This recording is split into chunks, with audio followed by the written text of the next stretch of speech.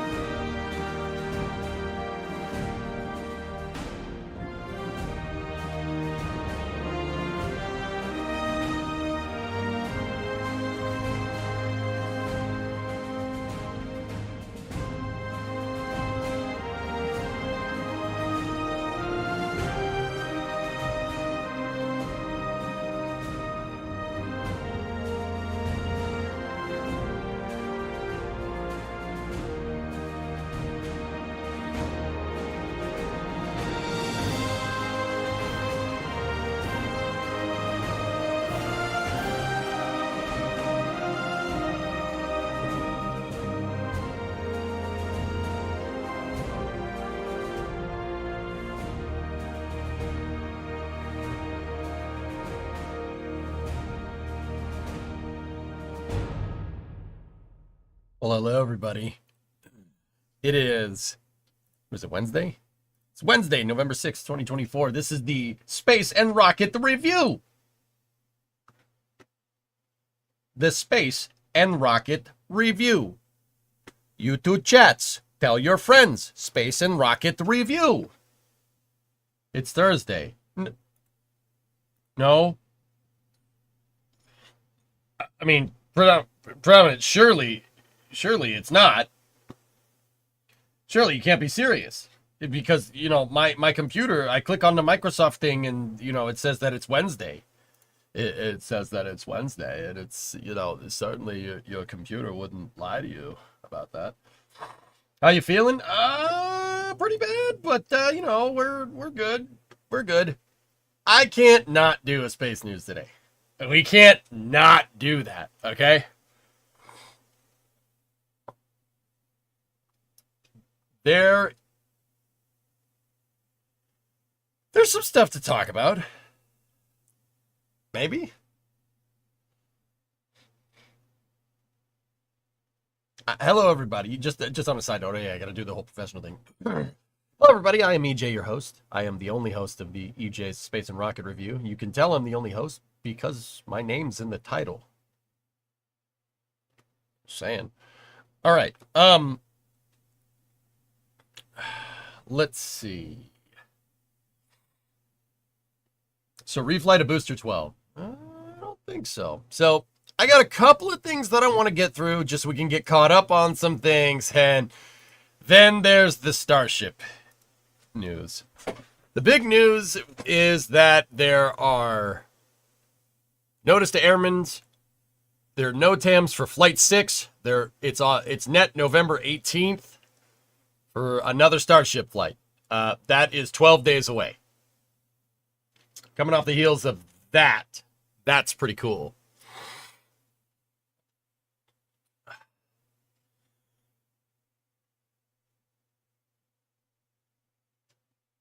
That's pretty sweet. Dude, it's in the holidays. Yeah, yep.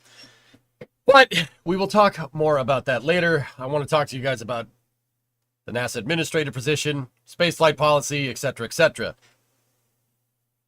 There's also some other interesting news here, but let's start off first. So I didn't stream yesterday because I wanted to watch the election coverage. I did end up watching the whole thing, and that's probably why I feel like dog poop today. But CRS-31, we did watch takeoff, and it did get up to the space station here. Here's footage of it docking yesterday morning.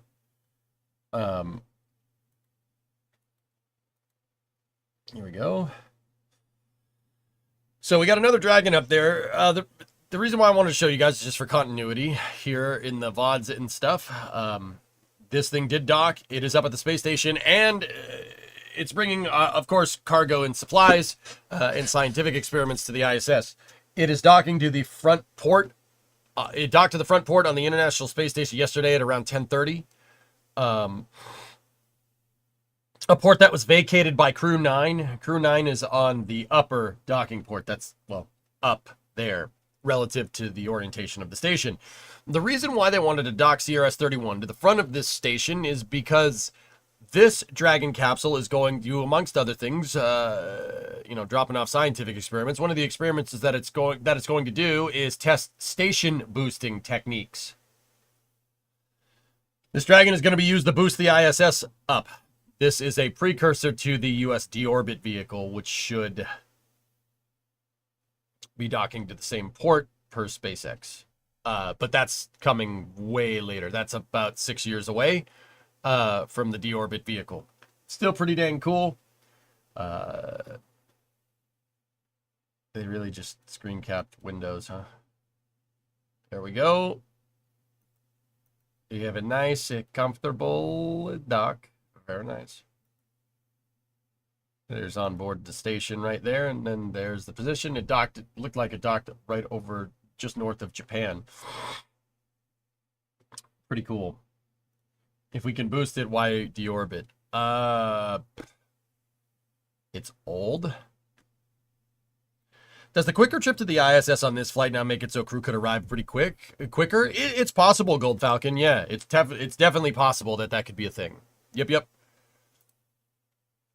Okay, so we're gonna get that quick news done. So CRS-31 is up there. There should be a station reboost sometime. Maybe this week. Maybe Friday. Maybe. Go at throttle up. Probably next week if I had to guess. So I'll keep you informed here. Dougie Fresh, 38-month resub. I'm older, John, you're older than the ISS. Should you be burnt up in the atmosphere? Did you eat a lot of paint chips when you were a kid?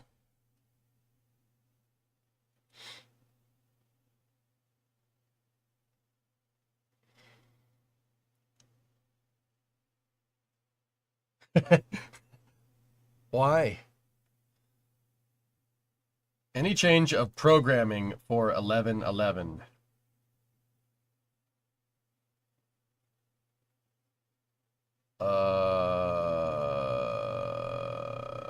Should there be?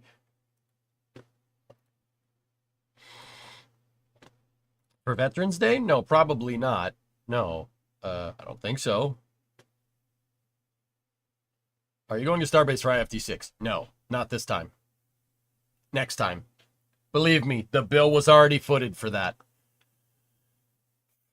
Hokey kindly gave me the money for plane tickets round trip during the beginning stream today, so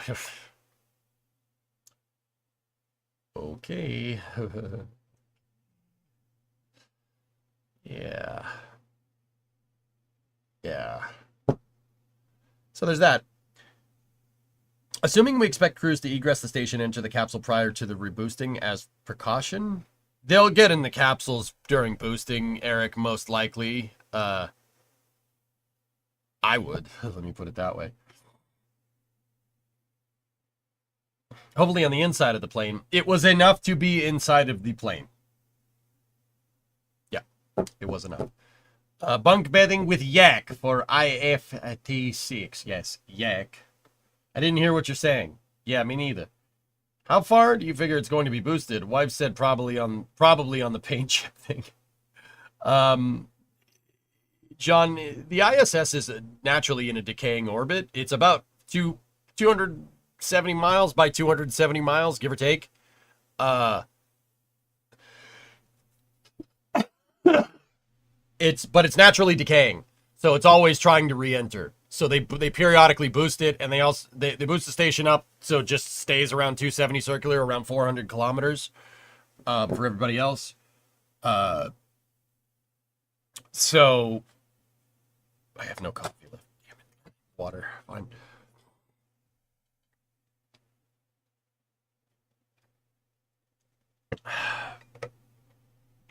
Did you just say you're going to IFT 6? I am not going to 6, probably 7.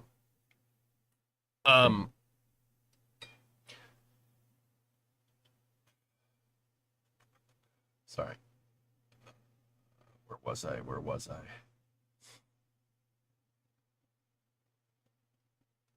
Yeah, oh yeah, boosting it a few, it's only going to boost it a few kilometers. That's it. And me neither sounded like Mark Wahlberg, so Boston of you. I mean, that is where I'm from, so. And would you IRL stream it? It most likely would be coverage with NSF, but we'll see. Maybe.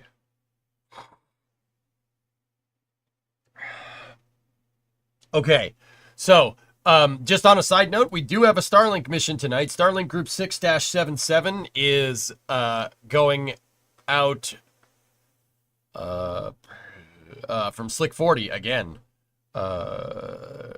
It is booster 1085. It's only the third flight on a 39-day turnaround. That is scheduled for 7:39.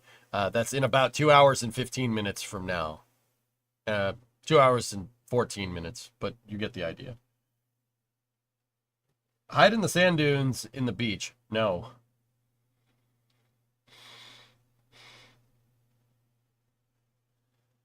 What was the one that scrubbed the other day? I think it was this one. I think it was 677. This was supposed to be tonight.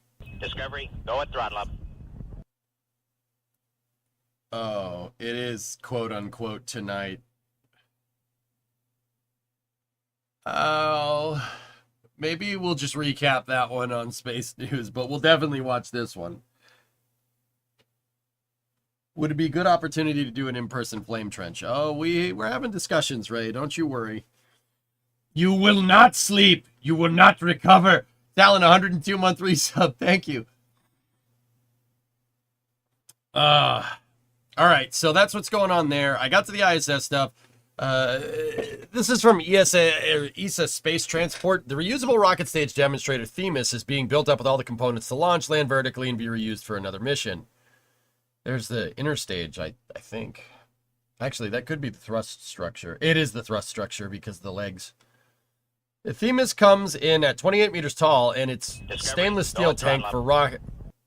And its stainless steel tank for the rocket's liquid methane and liquid oxygen propellant have been cleaned since last used on a test stand in Vernon, France.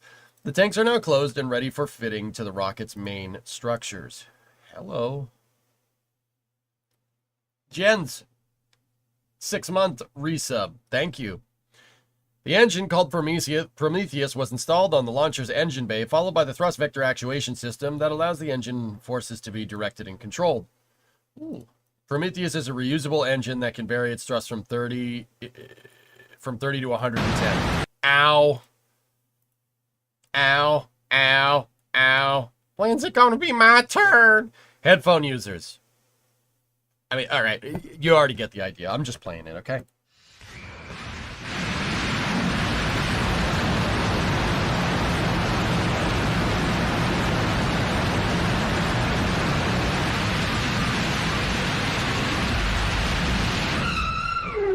Hit the brakes!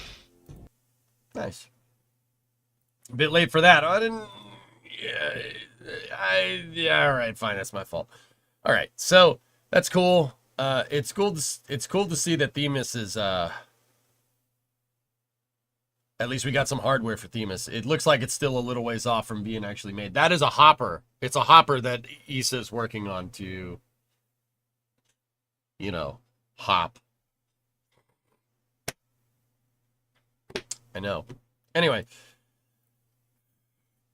so the next bit of quick news here is Gitai, our favorite robotics company that was Japanese and now it's just American. They were turning American. They're really turning American. They really think so. Turning American. I think I'm turning American. I really think so.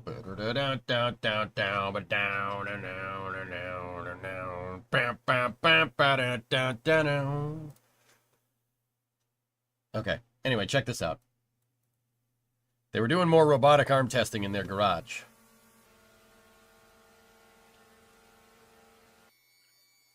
And they're moving around to Dragon 1?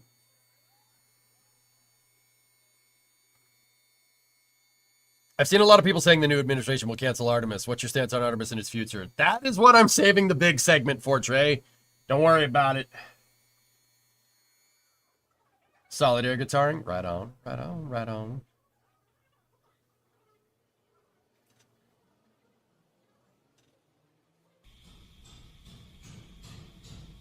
It's on wheels. Look, it's on wheels. It's not a Canadarm. It's a Japanada arm. Oh, see that? Monkey barring around. The Canadarm, the space station remote manipulator system does this. You guys look how it plugs one side in, the other one undone. Comes undone. It monkey bars. Yeah, the ISS arm can do that. It's cool to see that functionality from a private contractor. That's not easy to make that work. That's so sick, though. I love how their floor is coated in oil, too, by the way. Don't walk out here. You're going to slip. It's all motor oil all over the ground. Fancy robotics. I wonder if it can play with my dog. I don't think it moves fast enough to do that. That's super cool. Gitai is pretty legit, man. Those guys doing some pretty cool work. Okay. All right, so little bit of news, not space news here. This is coming from Bloomberg, but check this out.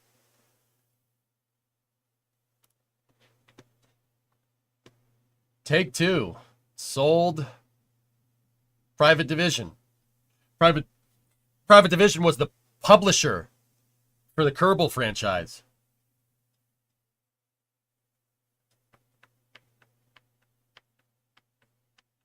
Yeah, how about that, huh? So they didn't say who they sold it to. Video game publisher Take-Two Interactive sold Private Division, its label responsible for smaller scale titles, for an undisclosed price. The unnamed buyer purchased the rights to substantially all of Private Division's live and unreleased titles, with the exception of No Rest for the Wicked, an action role-playing game that was released earlier this year, Take-Two said Wednesday in a statement. The list includes the upcoming Tales of the Shire, a farming game based on the Lord of the Rings series, and an untitled new project from Game Freak, the Japanese developer best known for developing the Pokemon franchise. Wow, that Game Freak. Private Division owns them? Anyway, Private Division, founded in 2017, started off strong with the hit 2019 role-playing game Outer Worlds. Outer Worlds was pretty rad, actually. Yeah, Outer Worlds is pretty cool. But has since released a string of flops, including Kerbal Space Program 2, which was full of bugs and panned by fans. Earlier this year, Take-Two shut down 2 internal studios with the Private Division label, Kerbal being one of them, and laid off a significant number of staff members. We are grateful for the contributions that the Private Division team has made to our company and are confident that they will continue to achieve success in their new home. So the Kerbal IP was sold to somebody inadvertently. Well, not inadvertently, it was part of the deal. But we don't know who they sold it to. No, I don't think it's RocketWorks, from what I can understand. Source, I asked. Where are my little green men? Where are my little green men, Jeff? Possible good news for Kerbal. We'll see. We'll see. But, yeah, interesting. We wish them well in their new home. Uh-huh. Need to correct that. Take-Two doesn't own Game Freak. They're just the publisher. Okay, cool. That is a good source. Yeah, I asked. I asked because that was the first thing that popped into my mind, Hibbit. But as far as I can tell, that's not a thing. Unfortunately. Just a poopy situation all around. Make a better game next time. Or don't. Whatever. Anyway, Kitten Space Agency is... Yeah. Yeah, you should follow that. Yeah, you should follow that. Maybe whoever brought Private Division can sell the KSP IP. Well, we don't know who they sold it to, Phil, so... I don't know. Even if KSP found a good developer, the IP is such a bad reputation now, it's absolutely done. KSA is the new thing. Yeah. We'll see. Would it be worth buying the IP to get assets? Would that even work with the new engine? I would just want the name brand engineer. I think that there's a lot to the Kerbal franchise. It is brand recognition.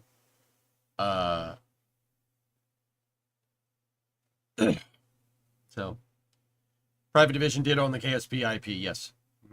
Yes, they did. So, very interesting stuff here. Now, that's all the quick news. So,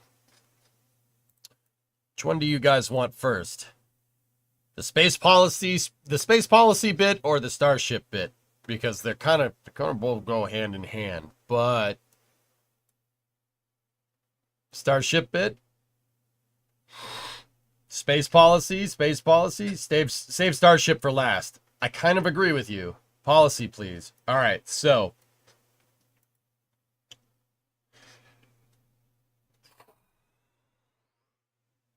don't be a dick. I'm taking a great risk doing this segment here on the stream. So please do not be a gigantic douchewaffle. Okay? If you're watching with your kids, don't worry about it. Kids, you'll figure out what that means later. Okie dokie? All right, so if you've been living under a rock, there was a U.S. presidential election last night.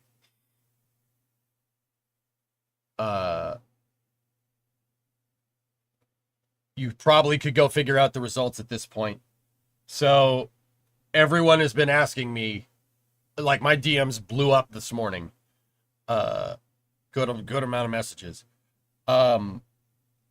You know, what does this mean for NASA? What does this mean? Well, guys, the honest truth is that I don't know. I have no idea. We can theorize, though. I can tell you what I want to see, you know? Don't be a Richard. Your name's not Richard. Yeah, so don't be one. The return of Jim. Daitor. Interestingly enough, I don't see that being out of the realm of possibility. But Team America dick speech. Yeah. Yep. Yes. Tron, but rockets also find black holes, Chuck. And you know what you do if you don't let them find the event horizon? You get your rocket and your event horizon all covered in cosmic dust.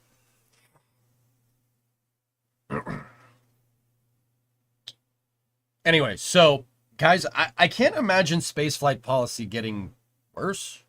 That's for sure. It's really hard to say what's going to happen here. I mean, it's very recent. But let's see. The guy who won has Elon Musk basically whispering sweet nothings into his ear. I can't imagine that's bad for spaceflight in any way, shape, or form. Now, here's the thing.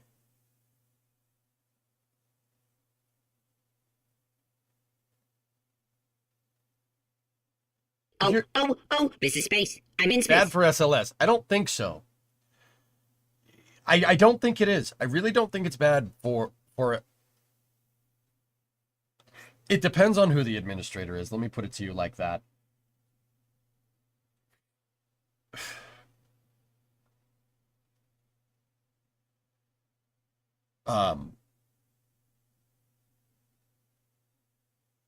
Guys, you got to understand, because we don't have anything concrete, Hokey gifted a sub to Chuck Norris, thank you. Because we don't have anything concrete, it's really hard to say one way or the other.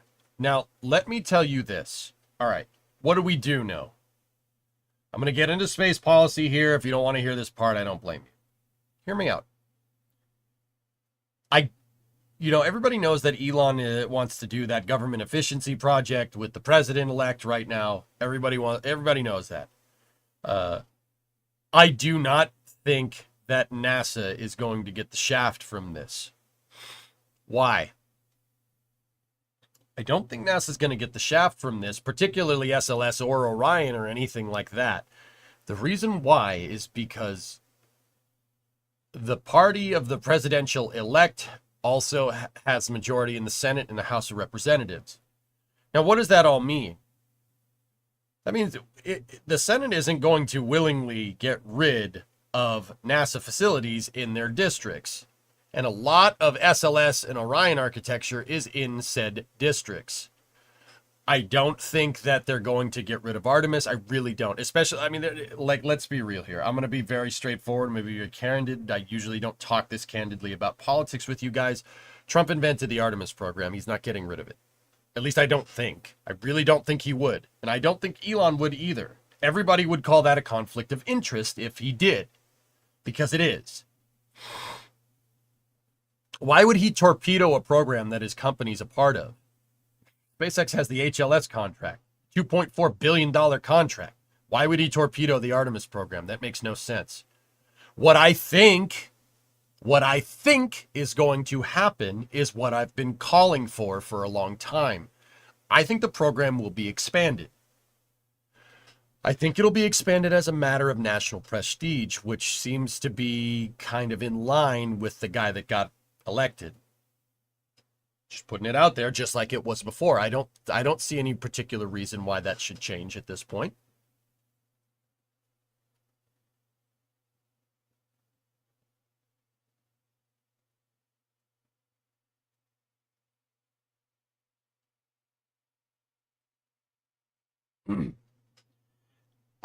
Fellas, look, I'm not going to be candid with you guys about this stuff if people can't take it in chat. If you guys don't want to hear this, let me know.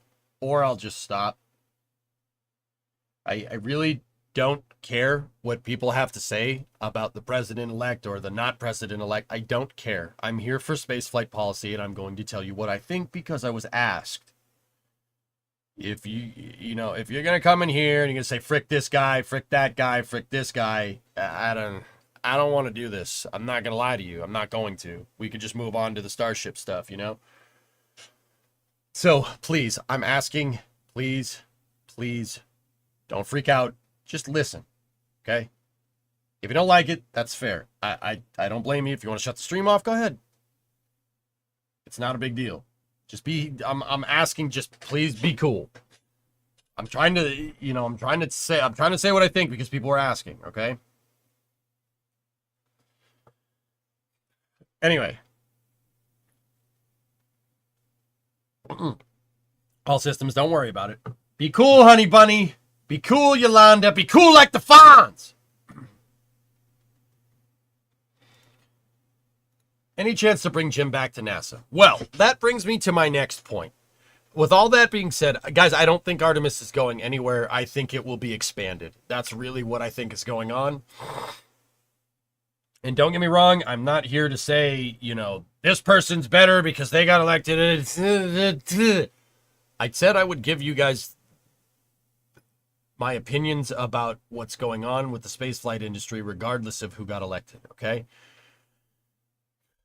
So, I think the program will be expanded. Why do I think that? Well, like I said, I think it's a matter of national prestige. Will it be expanded with Starship? Who knows? I don't know. One thing I can tell you right now is that the Artemis program needs help. It needs help. It needs better leadership. Bill has done an okay job. It's pretty good given the circumstances. But there needs to be goals. There needs to be deadlines. And I think that that's what will happen if we decide that space policy is important on the national stage.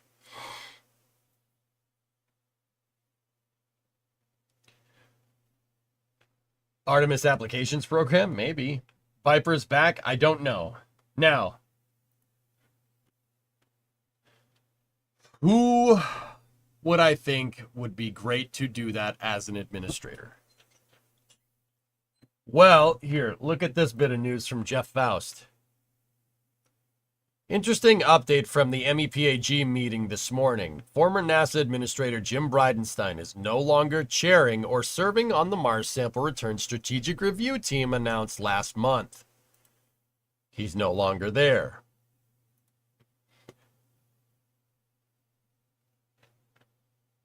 We'll get to questions later, Data. Jim left the Mars Sample Return Strategic Review team. Mars Sample Return Strategic Review. Yeah, he left. He was appointed there a couple of weeks ago, He's not there anymore. Now, did he resign yesterday? No, from what I can tell, it was about a week ago, interestingly enough. Now, I don't know what that means. First he was appointed there, now he's disappointed there. I think it will, Waymill. I think it will. Yeah, pretty much, King. Especially when you have Elon whispering in his ear. I really don't think... I think Artemis is going to be fine. At the very worst, it's about the same. At the very worst. And then SpaceX just springboards like crazy, which I still think SpaceX eclipsing NASA capability completely is an extraordinarily bad idea. That's not a good idea at all. I mean, don't get me wrong, I'd be super excited if that happens, but like I said, we're in a position where we potentially don't have to choose one over the other. And King, I might be presuming, but I'm pretty sure that there's a good amount of people in chat that kind of think having a national space program that's agnostic, not agnostic, that's kind of redundant, dissimilar to whatever SpaceX's endeavors are, is something that a lot of you guys probably would want. Am I in the ballpark? Am I in the ballpark? Maybe, yes, no. Worth noting from Abhi. I hope Jim will return. I mean, I don't know. Him stepping down, maybe.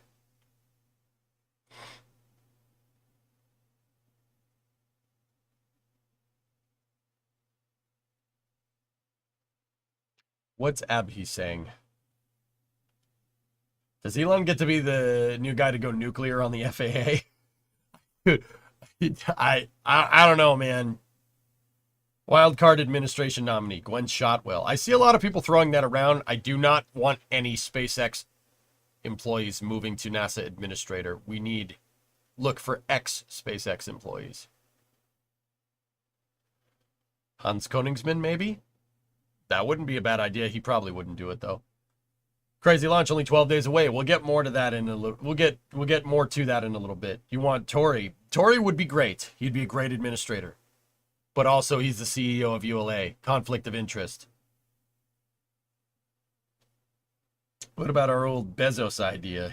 Eileen Collins' name has been floating around. Yeah. Yep. Can you make me the NASA administrator? I don't know. Do we know enough people in the spaceflight industry? I'd do it. Sure. I'd do it. Drop ULA for NASA, easy, yeah. When I met with the NASA Commercial Resupply Services staff, she told me that NASA loves its redundancy and right now sees itself as the agency responsible for creating a lunar private market, just like they did with Leo. That also goes into Viper, but that's for later. NASA, we need... Look, Arsenal, I'm about as capitalist as they come. I want the commercial market to do its thing. I want SpaceX to succeed when it comes to spaceflight economics, right? Absolutely. We need a redundant national space program. If there's no national space program and no long-term goals, the commercial market has nothing to strive to. And unless you want to just sit here and saying mining the belt is a promise from commercial companies for the next 20 years and then nothing to come of it, that's basically what would happen. Once again, SpaceX is the exception to this rule. They're an anomaly in the commercial contractors side when it comes to launch services. Look at other commercial endeavors from Commercial Crew. Those didn't end as well. In fact, if SpaceX didn't exist, we'd be royally screwed right now. Right? Adrian for the head of the FAA. What if Blue buys ULA? I'm not sure what... I mean, maybe if Blue buys ULA, then if Tory Bruno frees up his, his job title, sure. Any astronauts or politicians you might see as a possibility? I'll get to that in a second. That is less focused on providing in-house rockets, but still doing that. Also, that's Congressional Research Service, not crew resupply. Okay. Definitely don't think Artemis nor SLS will get canceled. As much as people harp on bloat, it keeps jobs and politicians in Congress will be hot on the coals if they axe them. Bingo. With a Republican majority in the Senate and the House, Josh, there's no way the program that's in a lot of Republican senators' districts or representative congressional districts are going to get axed. That's not happening. Anybody that spouts that nonsense is just doom posting. It's not, that's bullcrap. It's not going to happen. And look, if it does, come back to this post and tell me I was wrong. Or come back to this post, come back to this space news, or you could just laugh at me later. I'm willing to put my reputation on that. Sure, absolutely. Discovery. And once again, I don't have any inside sources, guys. That's just kind of what I'm looking at here, you know?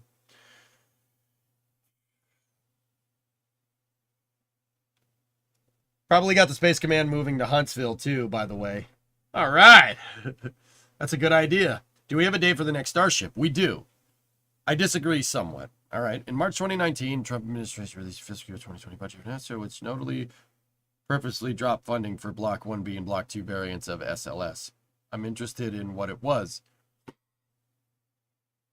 They shorted the Block 1B and Block 2 variants of SLS, Yuri, in 2019 because they were trying to get Block 1 working. Why the heck are you spending money on iterations of a rocket when the first iteration doesn't work? That money was moved towards redoing the processing flow of Artemis 1, the Artemis 1 SLS core, to the tune of about $1 billion. But that got results. Artemis 1 actually launched. Does the NASA administrator have to be an American-born citizen? I'm not 100% sure, Goalie. I think every one of them has been somebody born here, but I don't think you have to be. I'd have to look.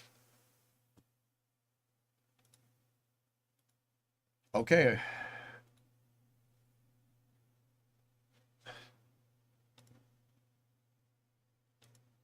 Okay.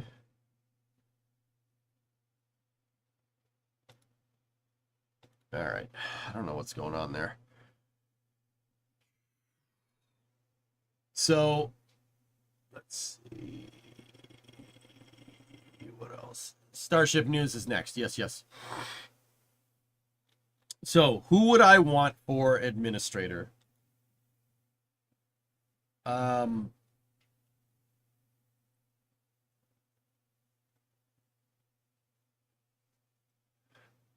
Jim wouldn't be bad. It wouldn't be bad bringing him back. If I had to choose, Mike Griffin would be, or Greg Autry would be my two choices. You need somebody that's that's as I hate admitting this, but you need somebody that's the member of the same political party. That's why Bill Nelson was such a good idea, because he knows that, like, it wasn't the worst. There were times where I really, really didn't like things that Bill did, but that's the idea. You need, as Jim said when he left in 2020, you need somebody that's close to the president. You need somebody that sees eye to eye on things, or at least with the vice president. That's very important. NASA Administrator Yak Bayer. Hey, Red Munchkin, thank you for the raid. Sorry, I missed it. You have to be U.S. born or hold dual citizenship for the NASA administrator. Thank you. So do you think Artemis will speed up? Yes. Yes, I do.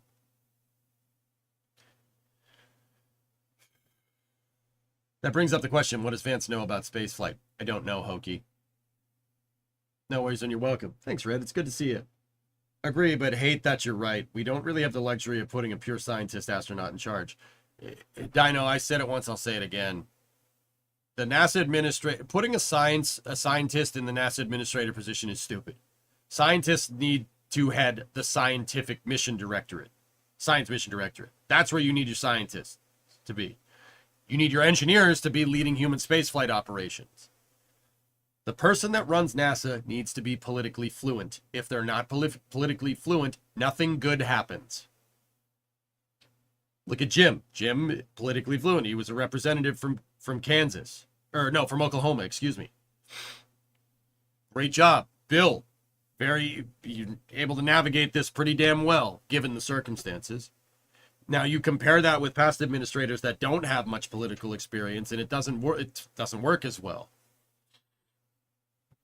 Any views on the longevity of the space station? It's going to be deorbited in 2030. It's too old.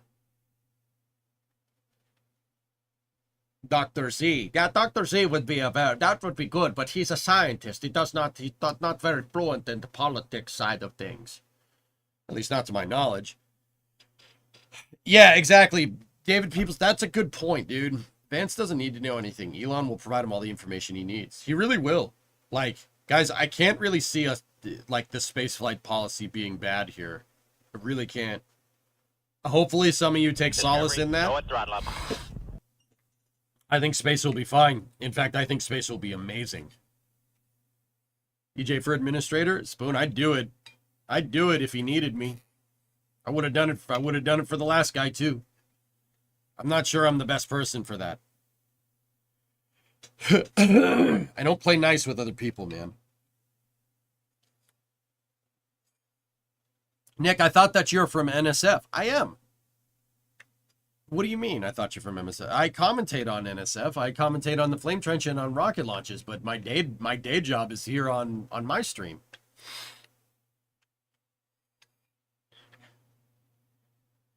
David, I wouldn't make any friends, dude. I don't play nice with people that don't see eye to eye with me on things. That's why I work alone, and that's why I'm successful working alone. I'm kind of a lone wolf. I'm not that good of a team player. Anyway, I'm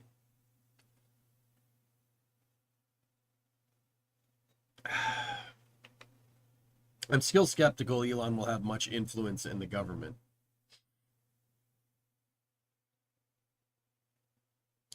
I mean, Joe, I don't blame you for your skepticism, but dude, and believe me, I feel stupid saying this. I'm sorry, I do.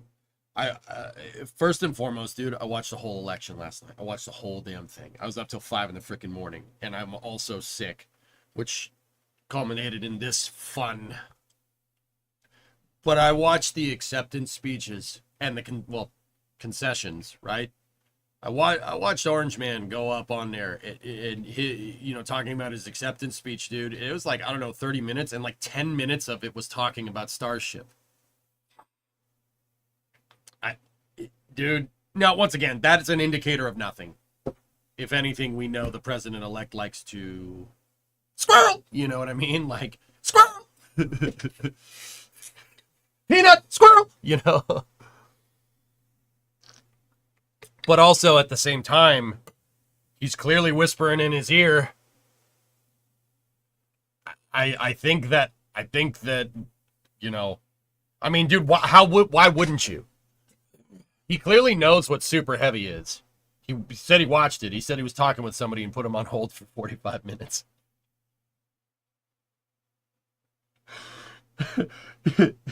I can imagine that. Yeah, okay, click, rocket, squirrel, like, I can see that.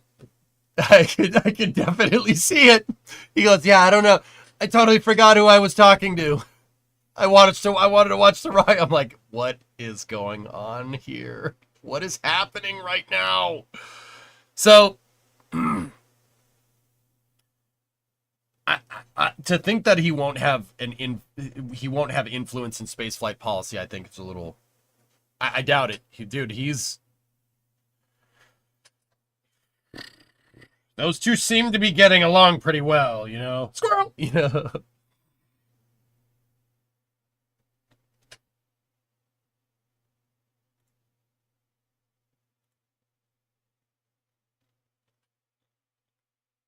Fireworks. Yeah, firework, I guess. King, what are you saying? Elon's throwing bad.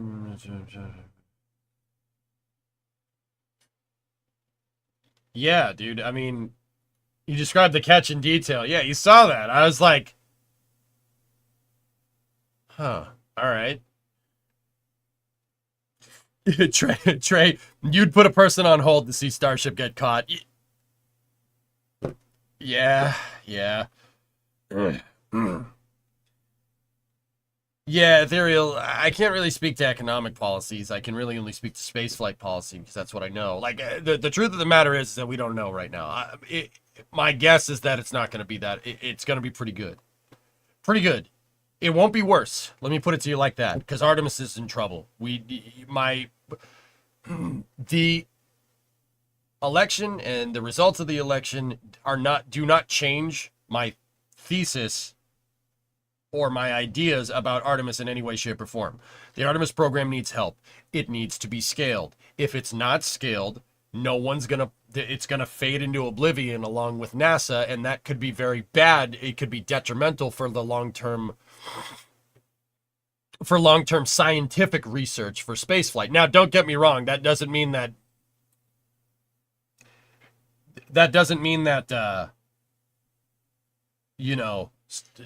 like, I don't see a scenario where Starship is getting held down in paperwork anymore, to be 100% honest with you.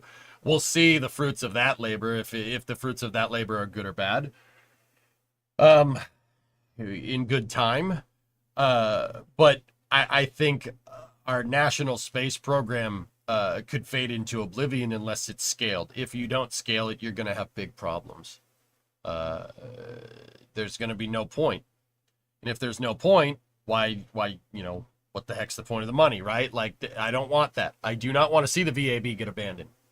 I don't want to see the OPFs get abandoned. I don't want to see Michoud get abandoned. That would be awful. Or Stennis or anything else. We need to have a healthy and robust national space program, and we need to have a thriving commercial market to back it up.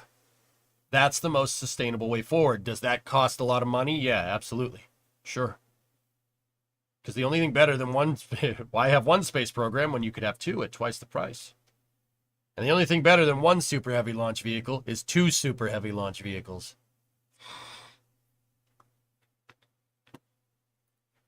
A lot of the geopolitical reasons for the Apollo program are back in play right now as well. Stars are aligning for a boost in government getting serious about space. I agree, Pete. I think the Artemis program will be expanded. I think the people that are saying it's going to get axed is ridiculous.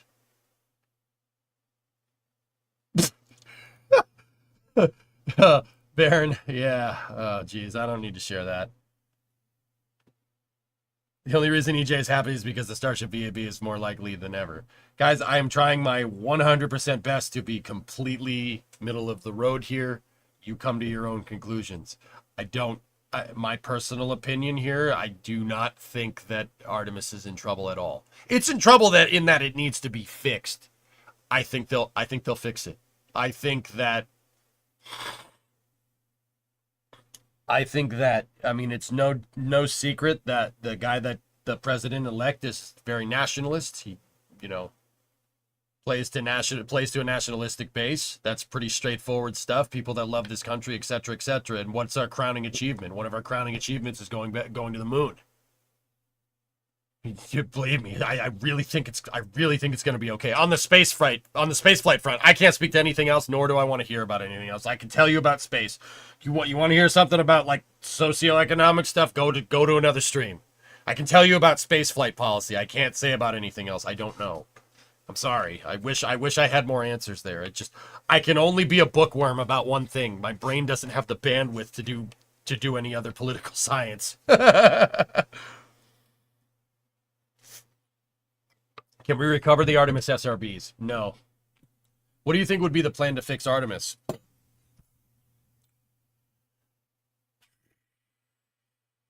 I agree, Doom. That's what I mean by playing to a nationalistic base. I really think that that's what's going to happen, just like it did before. Ben, I think so.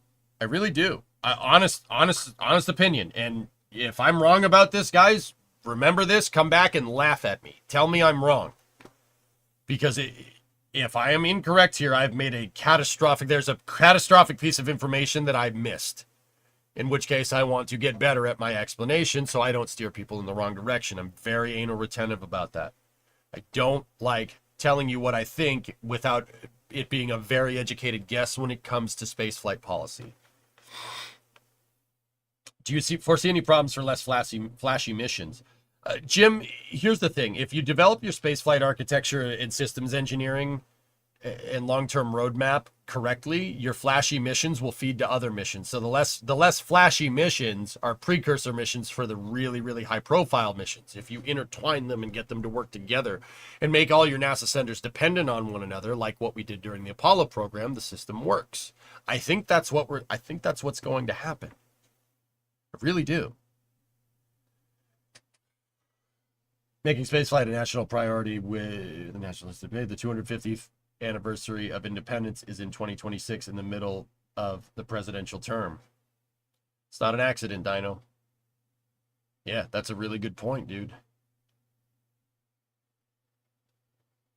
Yeah, that's what's going to happen, dudes. I'm pretty dang sure.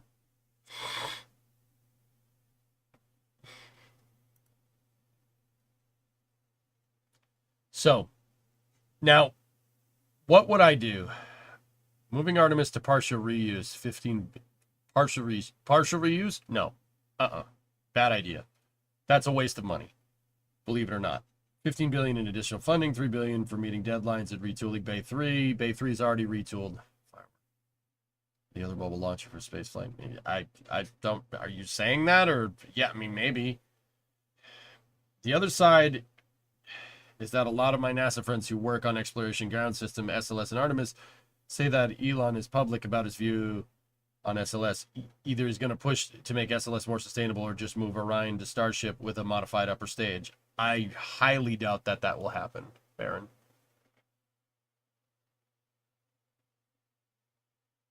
The second that Elon says that SLS is not needed, and he tries to pull the efficiency thing, even though he might be in the right, is the second that Congress goes, no, they're not going to stop their jobs program, man. Heck, past precedent shows that you could pull the rug out from the entire Human Exploration Operations Mission Directorate and say we're not doing space at all anymore, and Congress will still tell you to piss off. Yes, we are. You know what I mean? That's not happening. Somebody will say it's a conflict of interest. It's not going to happen. I'm pretty damn sure. Yeah, I know, Raymond. It is, isn't it? Life imitates art, man.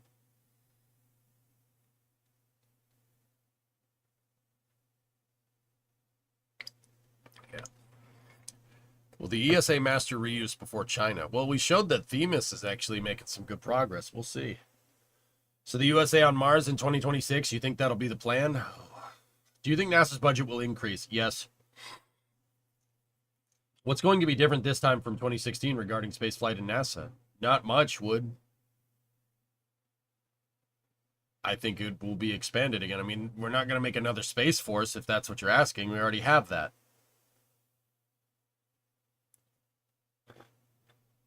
Public sector is better than giving NASA more money. Private sector, Blue. Okay, I was going to say...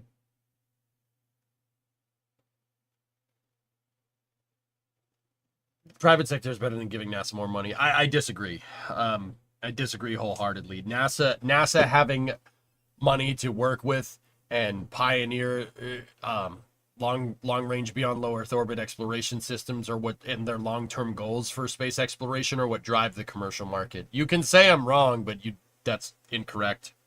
Historically, that's incorrect. Commercial crew wouldn't exist without the ISS.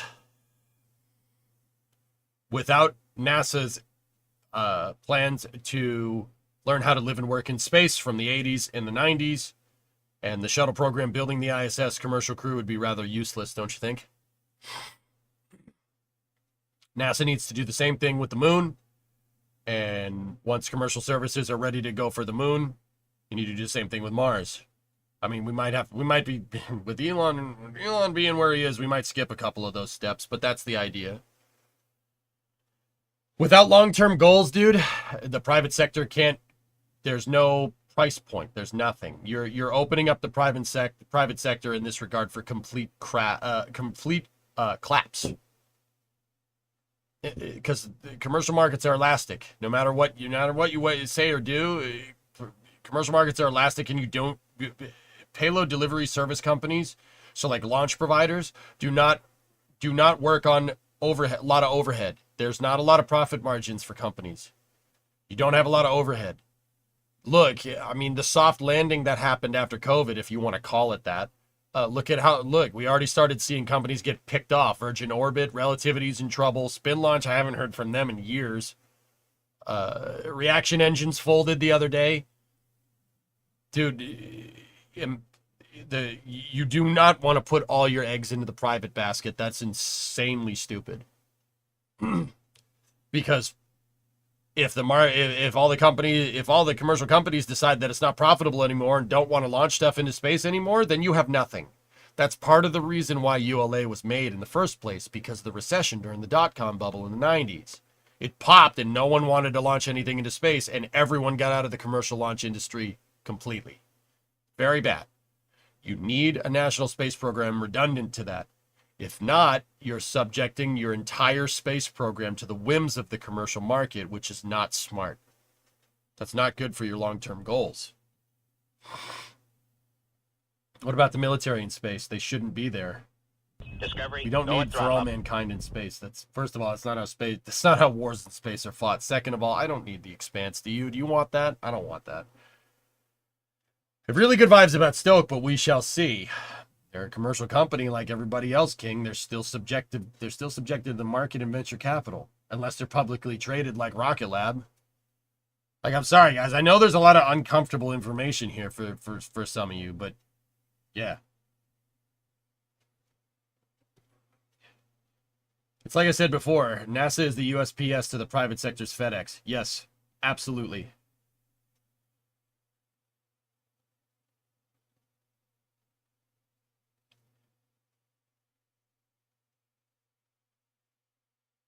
Yeah, Josh, that's a good point. By the way, talking about Space Force, we got a timeline now. They're going to publish the draft EIS for a block buy of Space Force operated starships by the end of the year. Oh, crap. Okay. I'm still waiting for the Astra sweep. That already happened, though. But the military wants space badly. Look, you want my honest opinion? I've been more candid about everything this one stream, but I mean, it's me. Like, I've been more candid about this one stream than I have in like the past 5 years when it comes to stuff. But still sick. Turbocharger works.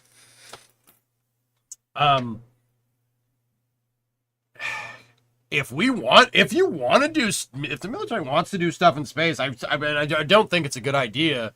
But if we're gonna do that, you're running into a big thing. You got to worry about Kessler syndrome first and foremost, and then you also need to worry about an adversarial arms race. Part of the reason why the 67 Space Treaty was signed in the first place is because space is infinite. The cosmos are infinite. You will get stuck in an arms capability race in space. The space domain is huge. Incomprehensible to the average person.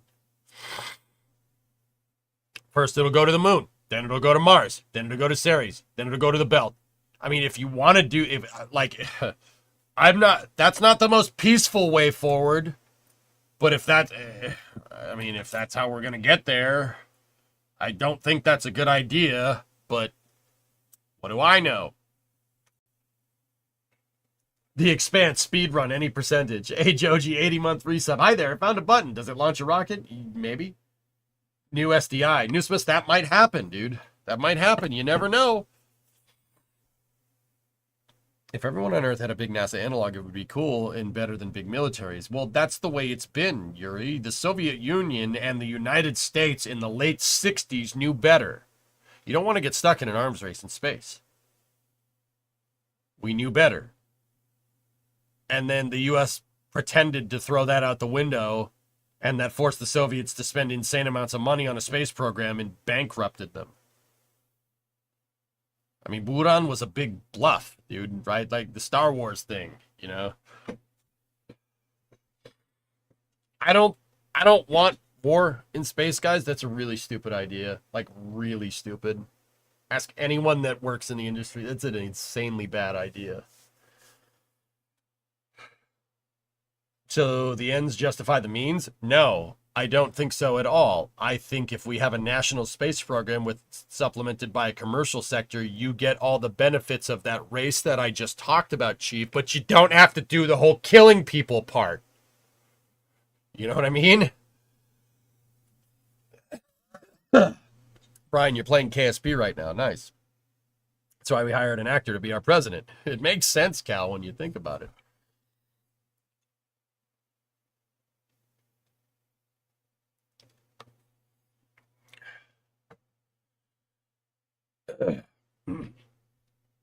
Aren't all presidents actors? Well, Alan, in the context of conversation, Ronald Reagan was a Hollywood actor.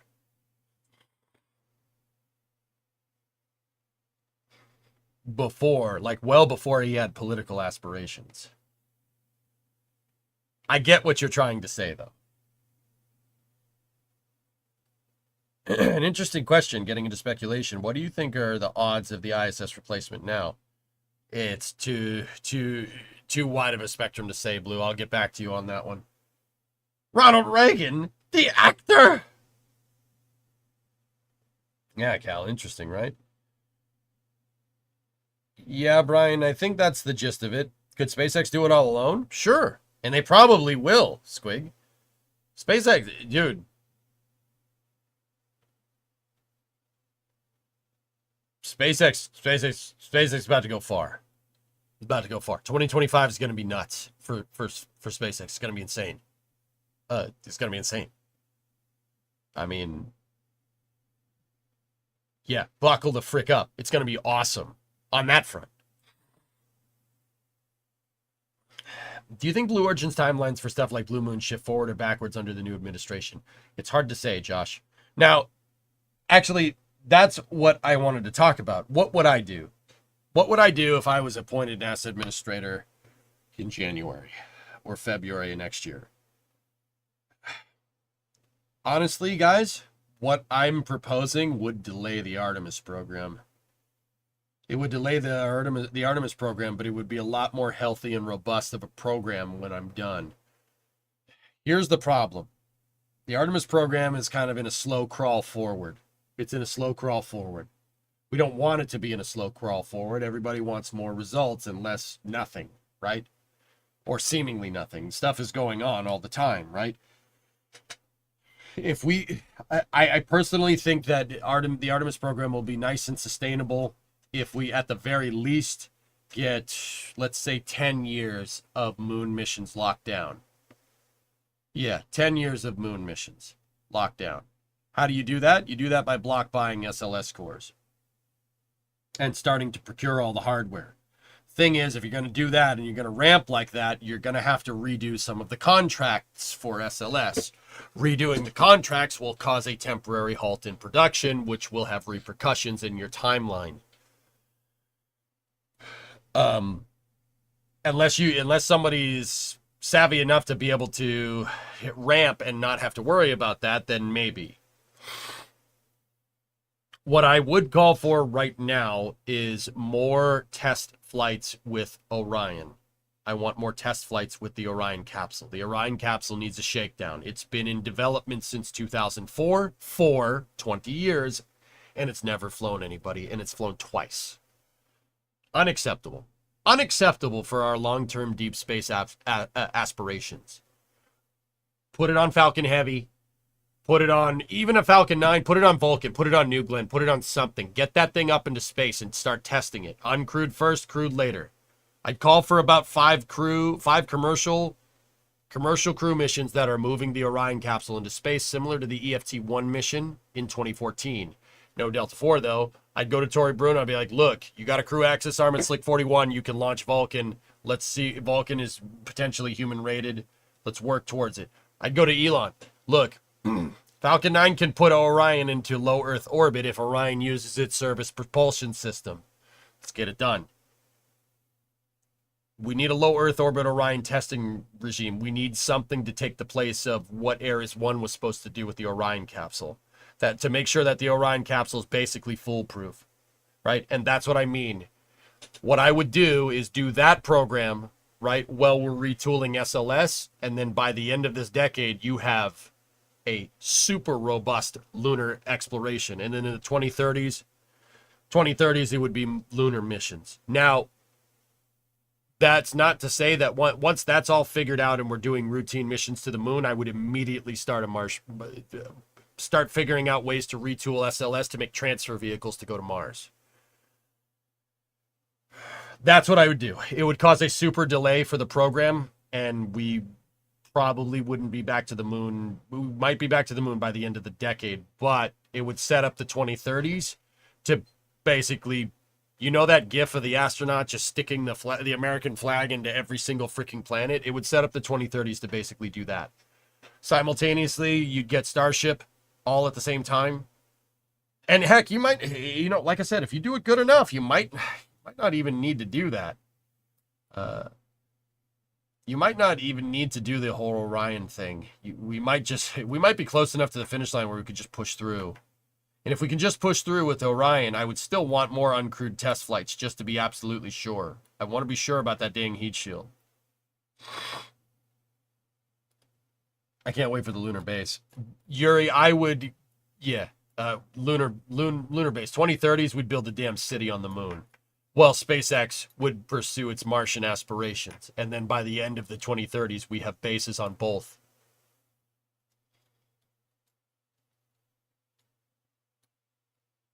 Yeah, journeying me too. That's what I would probably do. I think Mike Griffin would be the right guy for that job.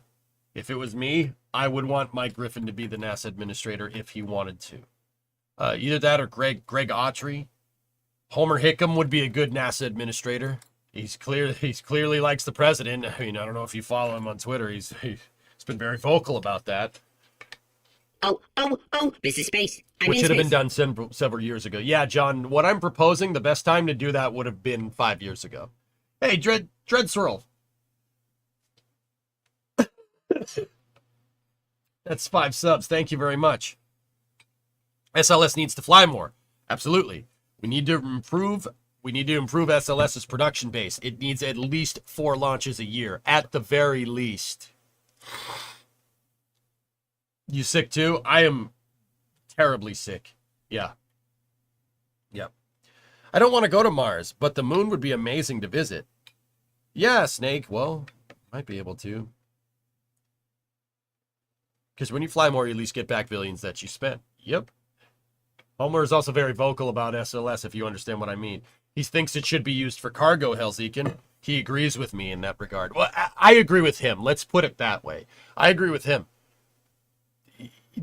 I forgot to say that part. I would take Orion off of SLS. I would take it off of SLS.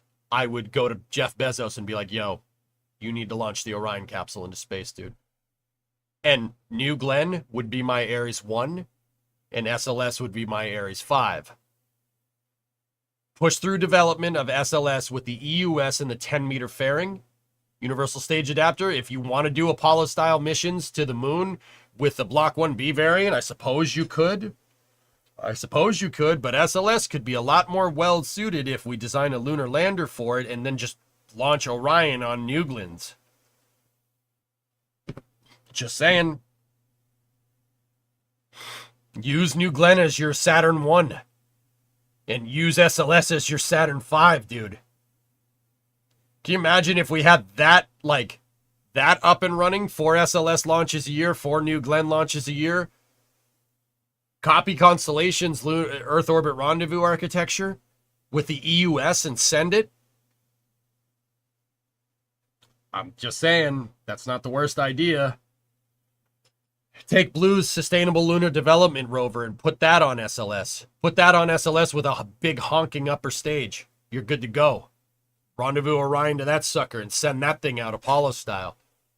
Dude, we don't even need to the end of the decade. We could get that done. We could get that done probably. If we go hard, if they went hard with it and we had a good solid plan, 4 years, that gets SLS totally sustainable. You get Blue Origin in the mixed.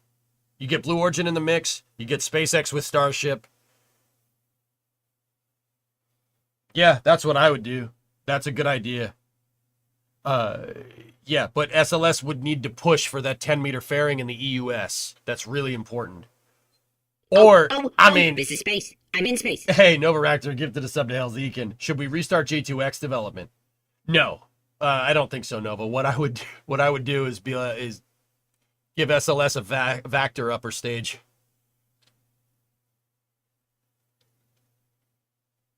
Yeah. What about replacing Orion's service module? That's too much to do all right now, Lazarus. Start with the ESM and then uprate from there. Do you think Vulcan would be a good fit for Orion? Either Vulcan or New Glenn, Milan. Pick one. I don't care. I would say New Glenn just because full reuse, but quad BE3U EUS. Yeah. Oh, Phil, can you imagine? Dude, would you even need 4? 2 of them would be fine. 2 of them on an EUS?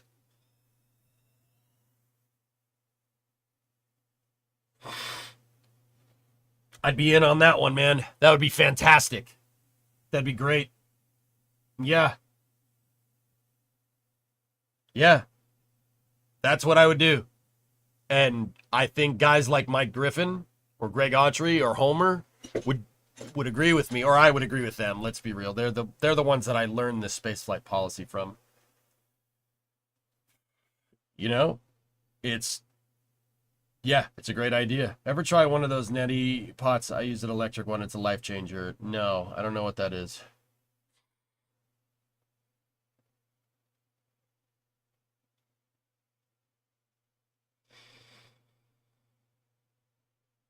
But yeah, that's where I'd go with that. And all the while you have the Starship program waiting in the flappy wings. You have it waiting in the wings, man. You have that thing waiting in the wings, and then you have a healthy national space program with New Glenn acting as your Ares 1 and SLS cargo, Block 1B cargo acting as your Ares 5 with an uprated second stage.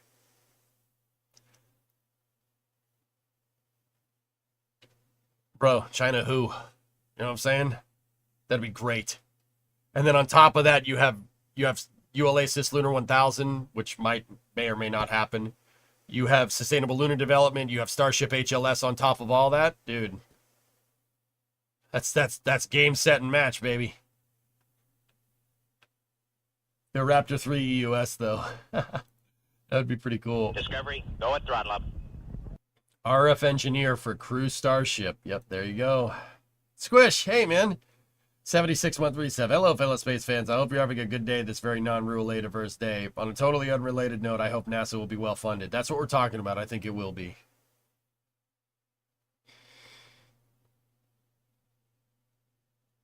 Mike Griffin is the guy giving commentary to the Senate a few months ago.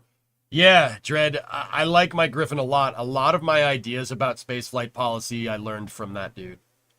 Because the guy that single-handedly got the shuttle returned to flight and flying after Columbia, the NASA administrator that got the shuttle returned to flight, working operationally and finishing the space station, while also organizing the Constellation program at the same damn time in the span of 4 years, seems like a guy you might want to have running NASA. Just saying. You can criticize the Constellation program as much as you want. It's not the best. It's not the best architecture, but it's the most robust. You know what I mean? Hey, Crustacean, what's going on? Do crew rotations on the Orion to the ISS and have Dragon and Orion handle the U.S. crew rotations to test Orion with crew, while having Dragon as a vehicle back home if Orion has issues? Goatman, yeah, that you want to test the capsule, that's the best way to do it. You know how I know? That's what the Apollo program did. They sent the capsule to low Earth orbit a bunch of times before they sent it out near the moon. Actually, well, once, but that was not without a ton of boilerplate testing up until that point. There was Apollo 7, and then Apollo 8, and then Apollo 9. Apollo 8 went to the moon, which was technically the second flight with crew, with the Apollo CSM. And then there was Apollo 9, which is a LEO mission. And then there was, a little bit later, there's Apollo Soyuz test project and stuff. We should do stuff like that. Not necessarily a test project, but send Orion to the ISS. Send Orion to a commercial low Earth orbit destination, dude. Screw it. You're going to have to train crew on that. What better way to train than in low Earth orbit? Just saying. What's RF? Radio frequency. Any thoughts about this affecting the ISS or potentially announcing an ISS follow-up? On what, Hokey? The election? I can't say. It really depends. If Congress decides, I mean, once again, if the president prioritizes space, and I really can't see how he won't with Elon whispering sweet nothings into his ear. If the president-elect prioritizes space and pitches it as a nationalistic need, I can't see it not happening. Can you? Like, I'm trying to be straightforward about this. You know, like I'm not trying to put this in anybody's face. Like, the last president was pretty good too. I mean, like, the problem is that, you know, yeah, I think he had some other problems to deal with. So Bill kind of had to fend to his own devices. If we do this right, we could, I think we're, personally, this is my personal opinion, and this is, I'm not trying to be biased towards one candidate or another. I know people are not happy, some people are not happy about what happened yesterday, and I don't blame you, that's fair. I'm just trying to be straightforward. I can't see NASA getting their budget cut. I just can't. No way, there's no way that happens. No, I think we're on the verge of a drastic expansion of NASA. I believe the opposite is going to happen. Yeah, King, there you go. The Eagle has landed. Weirdo. How will this impact LeBron's legacy? I don't know, man. Maybe we launch the goats into space for science. That was pretty funny. That made me laugh, dude. I'm freaking crack up.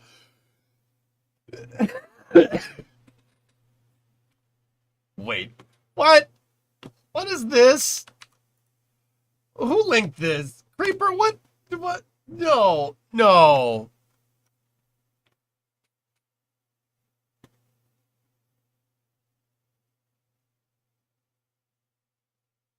Oh.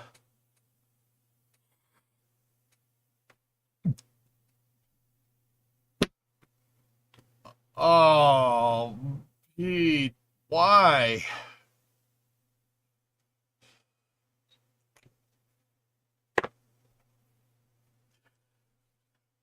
Okay. All right. You guys ever seen Silicon Valley? You ever see Silicon Valley? You know the episode where Dinesh and Guilfoyle are talking about Richard, and they think Richard's being a jerk, and they come up with the segment, you know. Tranquility Base here. The Eagle has landed. How will this affect the trout population? I don't know. Mike Trout's a baseball player. Oh, you know that episode of Silicon Valley where Dinesh and Guilfoyle are talking, right? And they don't like what Richard does. They think he's a jerk. But they want to be critical of him, but they know he's a nice guy. So they say Rigby, right? Richard is a nice guy, but, right? They say Rigby. See the Rocket Lab channel in the NSF Discord. Please tell me it's fake. Oh, God, it's fake. Oh, thank God. Oh, thank God. Wait, the president-elect is going to make us work now? Oh, come on. Oh, thank God. Oh, thank God it's fake. I was gonna say, that's why you don't rely on commercial completely. But it's fake. Point still stands though, but thank God. Thank God. Beartos, thank you for the raid. Rigby though. Rigby though. Richard is a nice guy, but... Okay, false alarm. It's fake. You can go to the site. Okay, all right. Good. Good. Good. I almost blew a gasket there for a second. He's hacked. It's okay. It isn't, but it's okay. All right. Good. Good. Good. Good. Good. My heart skipped a beat. I was about to go off, man.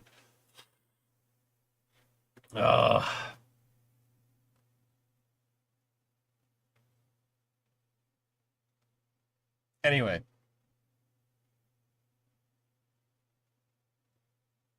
Did he just get hacked? No, he's just broke. No, Rocket Lab is actually doing okay.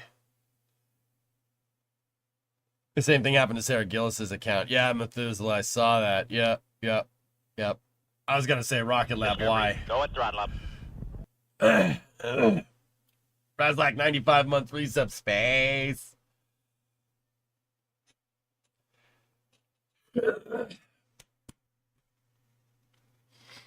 I was gonna say, yeah, he ate one too many hats.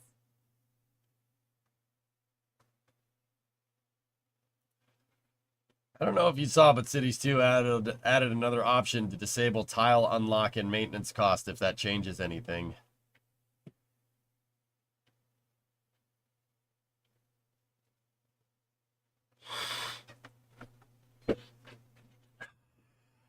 I don't mind the tile unlock arsenal, but the maintenance costs are stupid. Can you disable one or the other?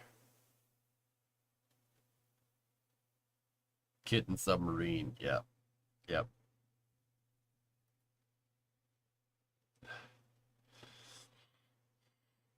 It's both or neither.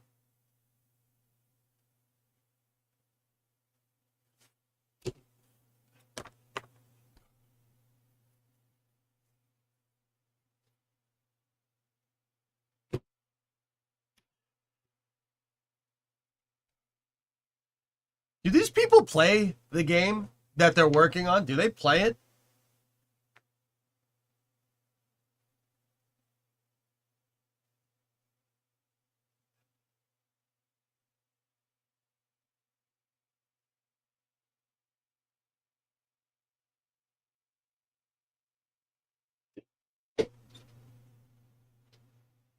All right.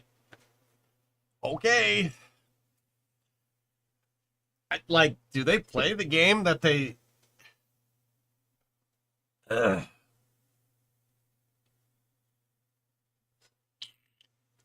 Why?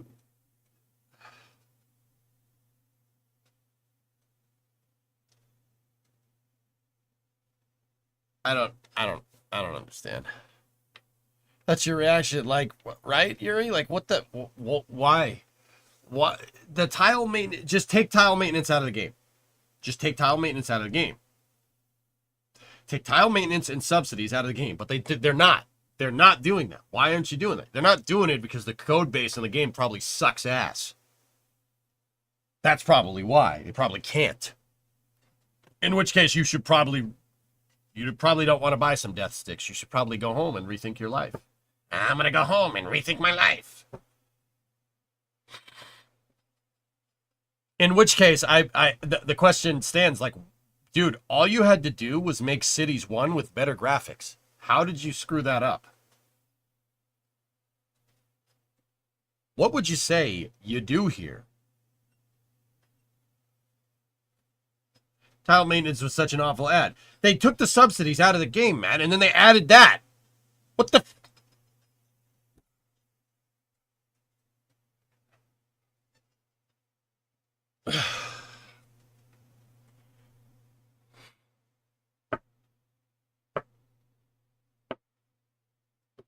I don't get it. I don't get it. I don't get it, bro. I don't get it, homie. It doesn't make any sense. All right. Anyway, you know what does make sense? This video. Here, ready? Ready? Let me just make sure the headset is on.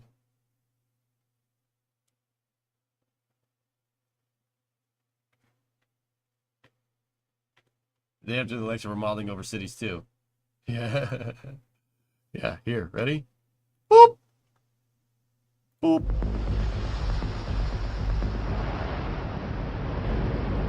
Attention all flight crew members, this is the final go, no-go poll for operations. The Flight 5 Roger recap one. video. Let's go. Raptor 2. Go. Stage 1. Go. Stage 2. Go. Flight directors go for launch. We have liftoff.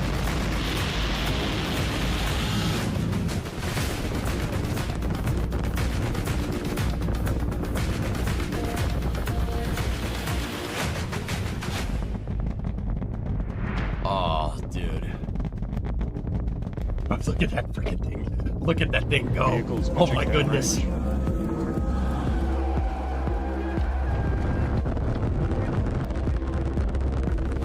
Max Q.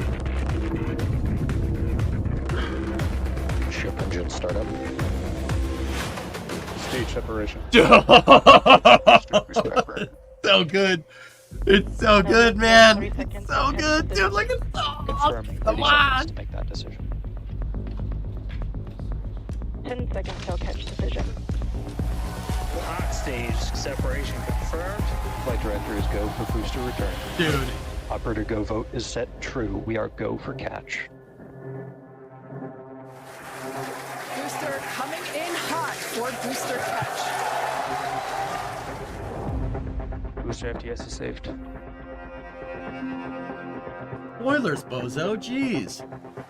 Dude. And I ignite 13 of those Raptor engines, and this view is incredible right now. I can't wait for us to hear the sonic boom. Booster landing burn startup. Dude. Dude. Dude. Dude. Dude.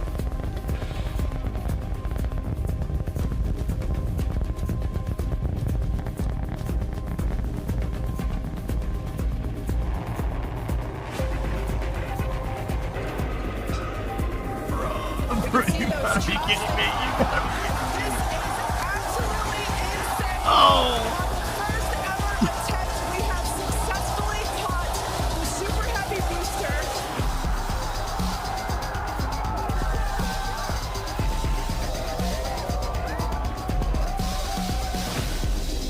Sevilla has caught the booster.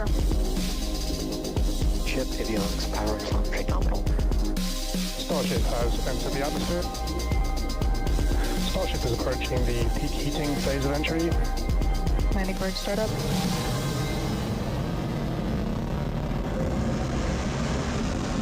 Dude. Starship is on target. Dude.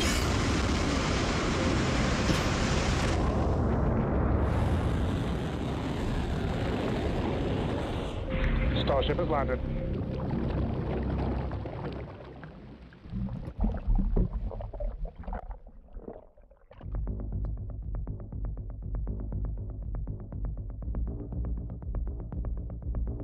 Oh.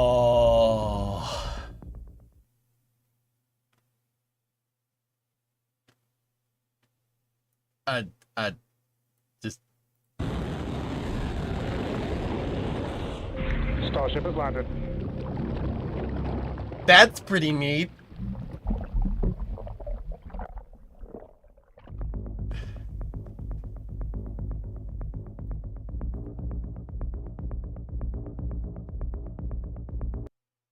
So SpaceX released this video. This is the Flight 5 recap.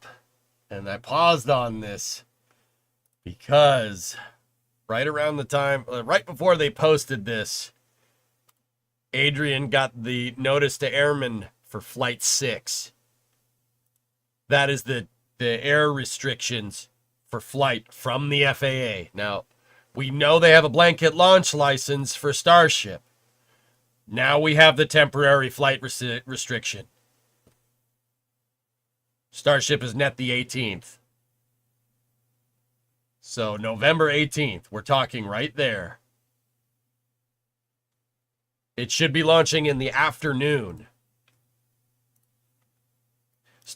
They're not targeting an 8 a.m. liftoff time. This one will launch at 3 p.m. Central Standard Time, 4 p.m. Eastern Standard Time, which should give us a daytime landing for the Starship. Basically what you just saw here, but in the daytime instead of night.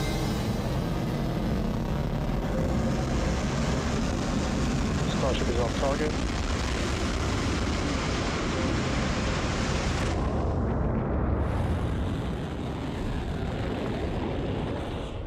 Starship has landed.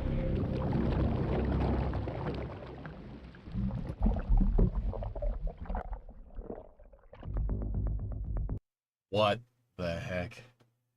Daytime where? Daytime for the landing, guys. I mean, it's obviously daytime in the United States, but it's going to be daytime for the landing, too. Lots of details on the website. Oh, yeah? The website that I already have open? Ho, ho. Here, check this out. So let's read.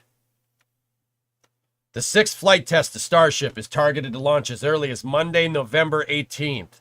A live webcast of the flight test will begin around 30 minutes before liftoff, where you can watch here and on X at SpaceX. You can also watch the webcast on the new XTV app. Okay. The 30-minute launch window will open at 4 p.m. Central. Okay, 30-minute launch window will open at 4 p.m. Central Time. So I got my time zones off by an hour, excuse me. As is the case with all developmental testing, the schedule is dynamic and likely to change, so be sure to check in and stay tuned on to our X account for updates. Come on now. Starship's 5th flight test was a seminal moment in iterating towards a fully and rapidly reusable launch system. On the first attempt, the Super Heavy booster successfully returned to the launch site and was caught by the chopstick arms of the launch and catch tower at Starbase. Starship's upper stage went on to demonstrate several improvements, resulting in a controlled re-entry and high-accuracy splashdown at the targeted area in the Indian Ocean. That's basically a video of what we just saw.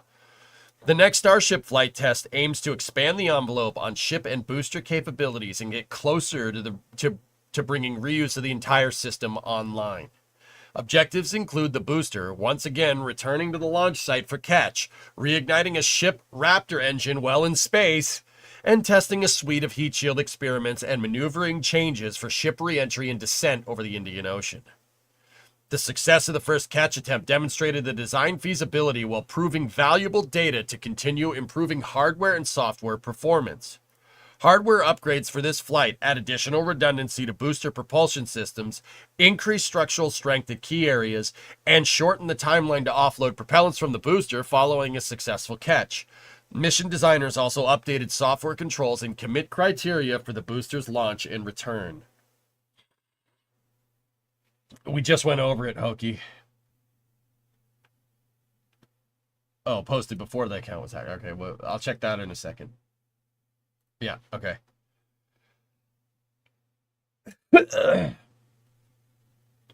Analogous to the 5th flight test, distinct vehicle and pad criteria must be met prior to return and catch of a Super Heavy booster, which will require healthy systems on the booster and tower and a final manual command for the mission's flight director. If this command is not sent prior to the completion of the boost back burn, or if the automated health checks show unacceptable conditions with Super Heavy or the tower, the booster will default to a trajectory that takes it to a landing burn and soft splashdown in the Gulf of Mexico. We accept no compromises when it comes to ensuring the safety of the public and our team, and the return will only take place if conditions are right. The returning booster will slow down from supersonic speeds, resulting in an audible sonic boom in the area around the landing zone. Oh, that's what you call that. Okay. It's pretty loud. Generally, the only impact to those in the surrounding area of the sonic booms is the brief thunder-like noise, with variables like weather and distance from the return site determining the magnitude experienced by observers. Starship's upper stage will fly the same suborbital trajectory as the previous test flight, with splashdown targeted in the Indian Ocean.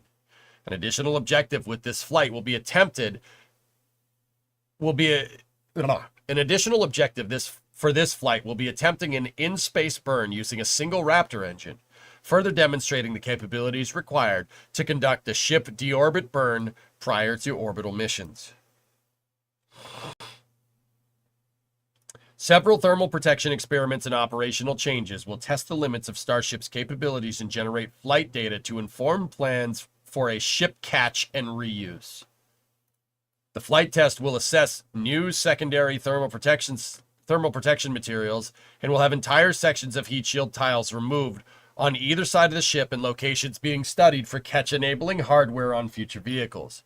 The ship will also intentionally fly at a higher angle of attack in the final phase of descent, purposefully stressing the limits of the flap control to gain data on future landing profiles. Finally adjusting the flight's launch window to the late afternoon at Starbase will enable the Starship to re-enter over the Indian Ocean in daylight, providing better conditions for visual observations. Future ships, starting with the vehicle planned for the 7th flight test, will fly with significant upgrades, including redesigned forward flaps, larger propellant tanks, and the latest generation tiles and secondary thermal protection layers as we continue to iterate towards a fully reusable heat shield. Learnings from this and subsequent flight tests will continue to make the entire Starship system more reliable as we close in on full and rapid reusability.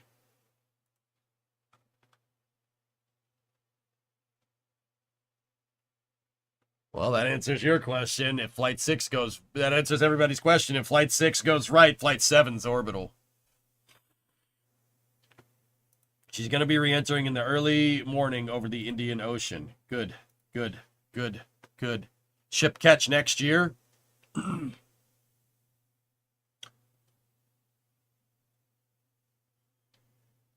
Trey, is there anything preventing us? And by us, I mean SpaceX. I don't think that's the right question to ask. Is there anything preventing them from doing a catch on Flight 7? If Flight 6 is capable of doing its on-orbit, deorbit burn, Flight 7 can go full orbital. If Flight 7 goes orbital, why not try to catch that? Or at least land it off the coast of the Gulf of Mexico.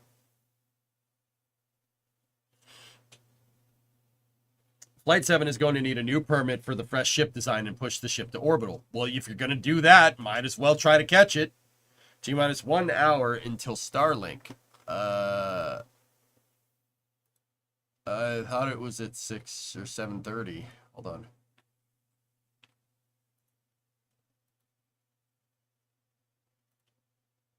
Oh, it's 39. Yeah, okay. We're 1 hour out.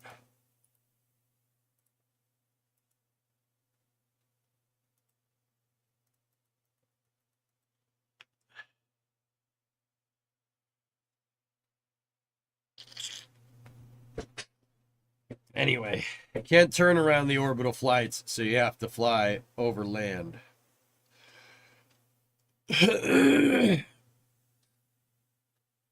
Next space flight is being a little wonky for me, guys. I don't know about you. SpaceX wants to do 2 virtual catch attempts before the real attempt, just as they did on the booster. So why don't those virtual catch it? Well, we've already seen 1,000. If I'm looking at it right, we've already seen one with Flight 5, right? So Flight 6 would be 2. So why not Flight 7? I don't think the first time they should deorbit, they should try to catch it, especially with the design change. That's fair. That's fair. So I'm just asking questions here. Yeah, I mean, Flight 7, yeah, maybe not. Flight 8, perhaps. Okay, all right, idiot idea. Idiot idea. Landed at some of the Gulf Coast Dragon landing sites.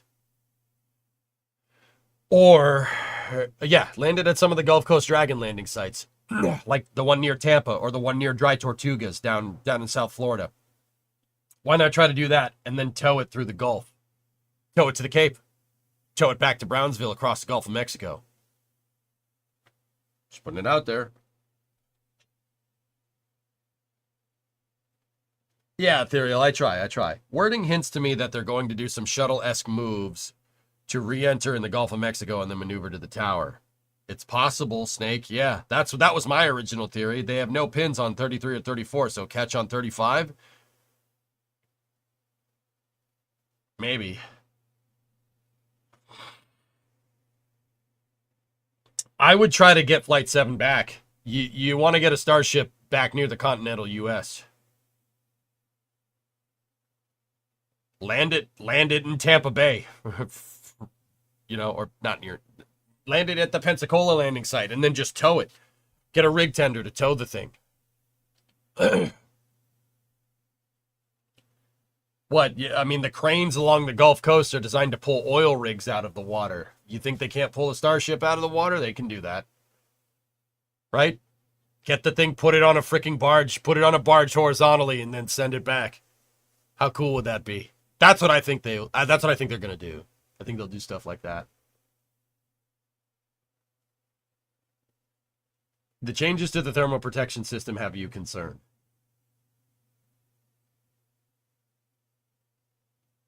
Why? Creation, the thermal protection system tests. They look, see these blanks right here. They look like seemingly blanks. They put aluminum tiles on Flight 5 to see if they would melt in certain spots, to see where they don't need tiles. You got to remember, this thing's made out of stainless. Tile burn through is clearly not as big of a deal with this thing as it is with, you know, an aluminum airframe a la the shuttle, right? Clearly it's not that big of a problem. You want to reduce the amount of tiles as much as you can. I have a guess. I think they're trying to reduce the amount of tiles, especially in the area where you're going to need catch hooks. That makes sense? Because if you don't need tiles there, and the stainless steel can tank the heat, just take Super Heavy's pins and put them on Starship. Not getting better.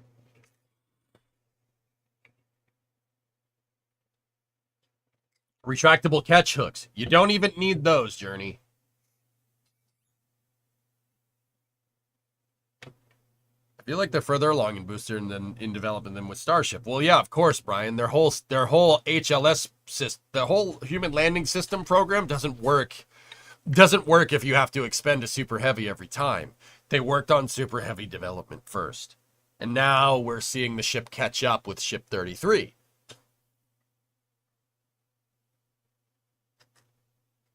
That's correct, Blue. Yep.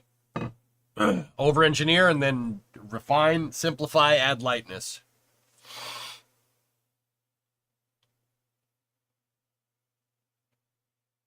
Original cooling design was very interesting. Maybe we'll see it in the future.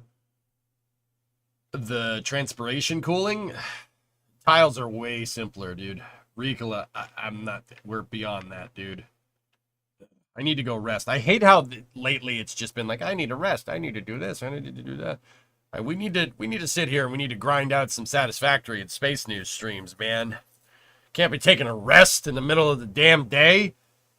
Ha, ha, ha, ha, ha. Pathetic. But also, I please, my EJ, please, my streamer, he's very sick.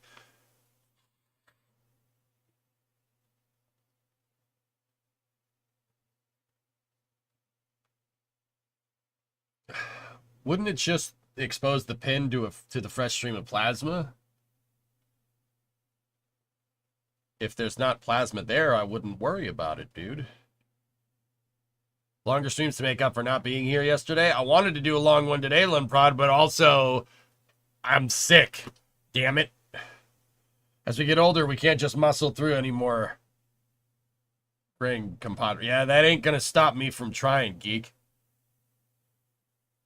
Drill rigs for landing? Maybe, Squig. I don't think SpaceX would land anything on a drill rig right now, but maybe in the future. Heck, what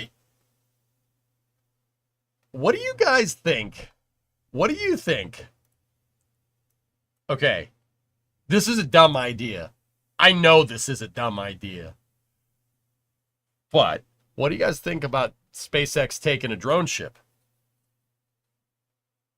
Taking a drone ship, an ASDS, and trying to put that in the Gulf and trying to just basically butt land Starship on a drone ship. Even if it blows up, you still get it back. You don't have to go diving for it. And my one kind of monkey wrench in that idea is that will screw your Falcon 9 cadence, which SpaceX doesn't want to do. Right? That's it's possible. I mean, I'm not gonna lie. The Starship would basically SN10 itself. The second it touched down on the drone ship, you'd pressurize the engine section, which is bad for it. Very bad for it. It would do an SN10. It would just catch on fire, but it's possible. Could hurt the drone ship, so tow it back. What's it going to do? Sink it? It's not going to sink it.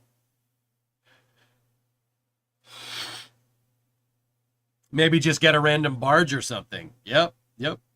Bring back the tiny legs? Yeah, maybe. Put holes in the engine skirt. 1,000, That's just crazy enough to work. Take Starship's engine section and turn it into like a half hot staging ring. That's just crazy enough to work.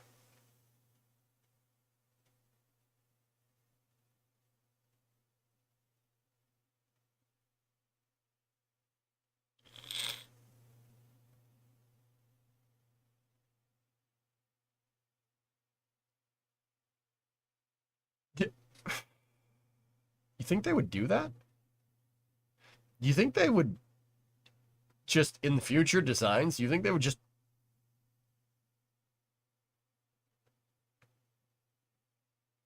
put the hot staging ring on Starship? No. Then your exhaust would hit super heavy. The top is super heavy. Yeah, you don't want to do that. Okay, never mind. Scratch that idea. Yeah, or not ditching the hot staging ring. It just drags it along, right, Lotus? Right? Like, that was the idea that just went through my head. Like, I don't think that's a good idea. It's not a Saturn V, you know what I'm saying? Sorry, I had to make sure it was a dumb idea, Josh, before we went any further. I had to make sure it was stupid. Catch the hot staging ring.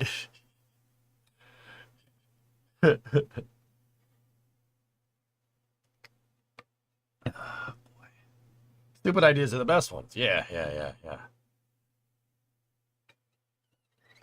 I mean, you got to remember the starships aren't going to be able to land with they're going. You can only have 3 of those little tiny landing legs because there's vacuum raptors in the way. Do you know how I know there's vacuum raptors in the way?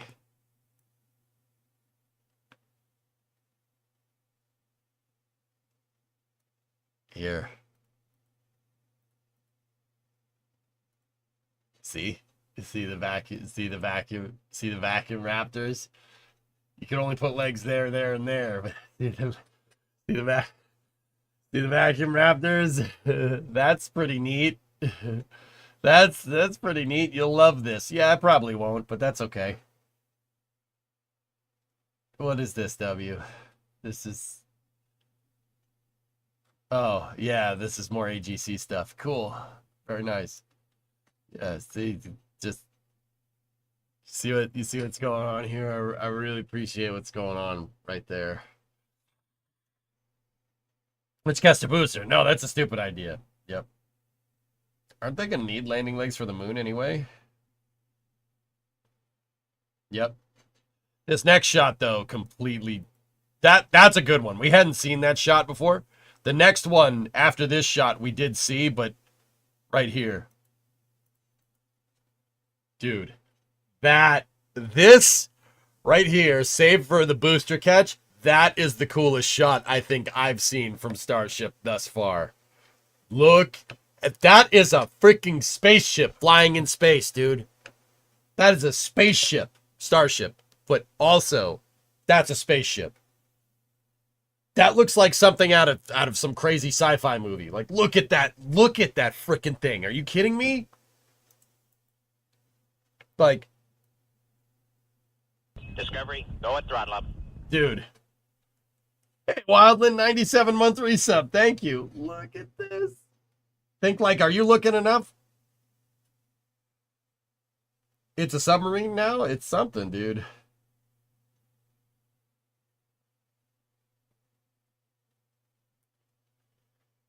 The extended buoy shot where the engine light casts blue god rays down is my favorite shot. Yeah, the god rays are pretty cool. You know what? Let's just go over to YouTube.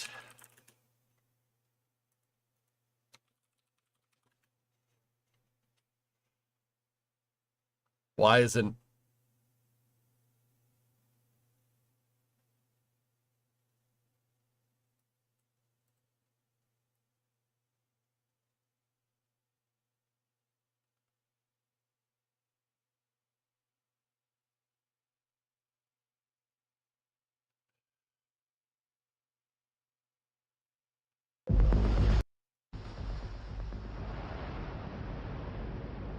Attention all flight crew members, this is the final go-no-go poll for operations.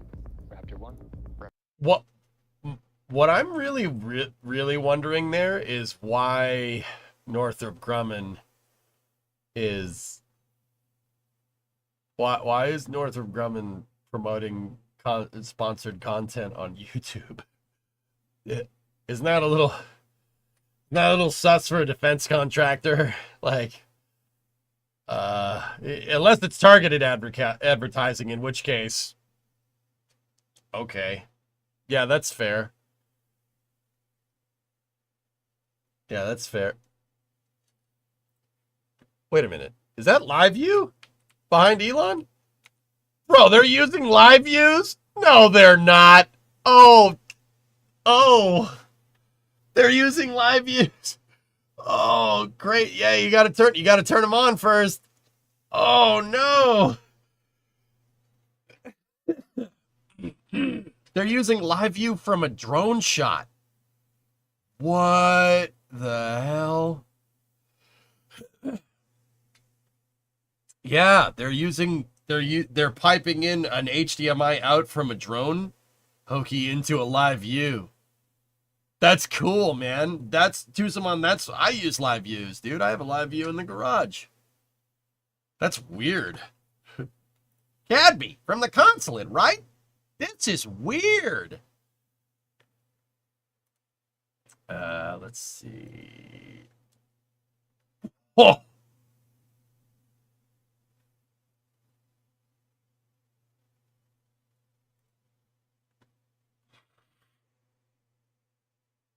What's wrong with the SLS green run GIF? It's lagging.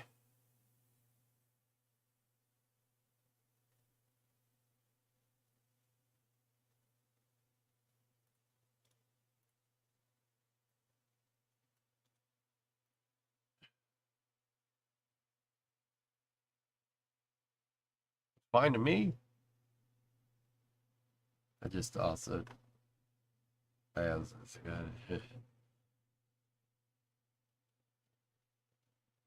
dude.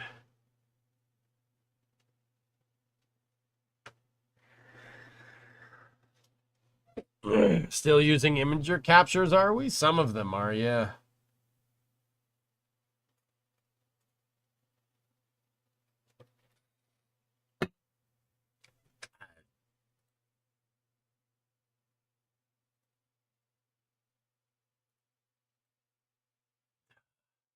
Hang on. I want to see this in 4K. I can't wait for us to hear the sonic boom. Baron, I'm kind of busy. Just shut up for a second.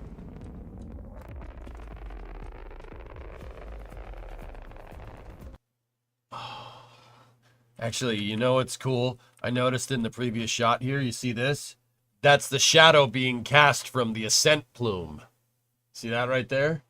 Yeah, it's because it's morning. The sun is that way.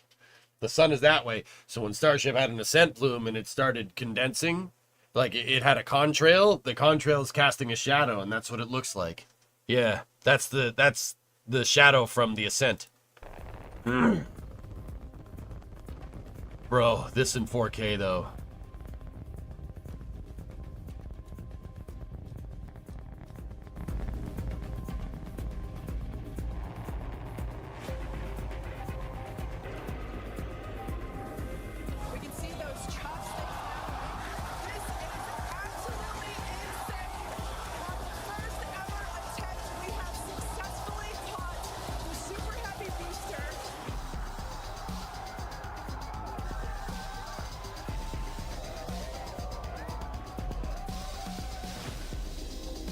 Has caught the booster.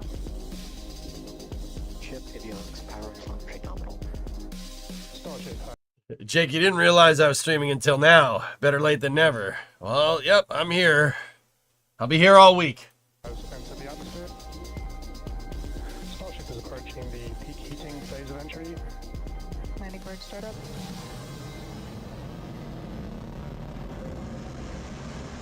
Dude, Starship is on target. what the hell? What's going on?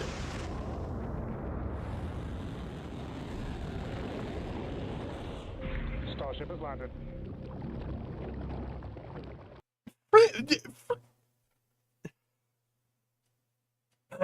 Well, Brown would be proud of this. Yeah, he'd be pretty happy.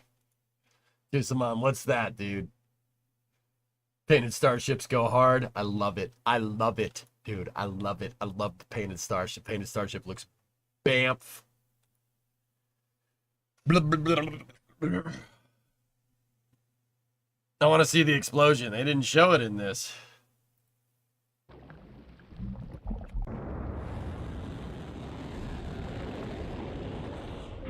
Starship has landed.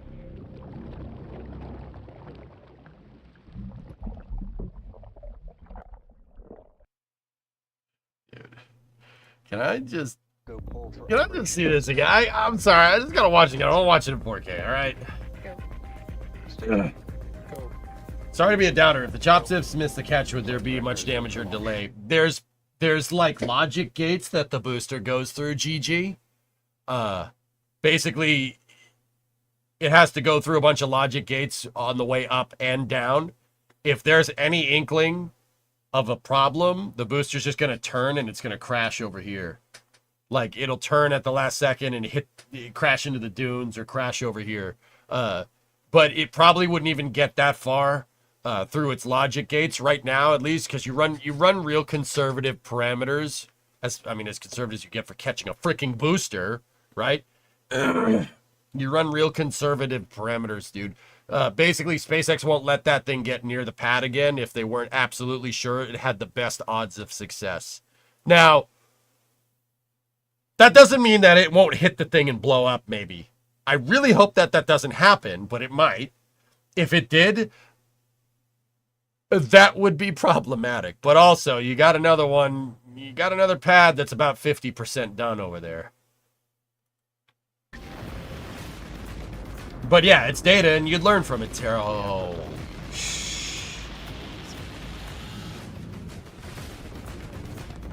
It's this next shot that blows my mind. The one...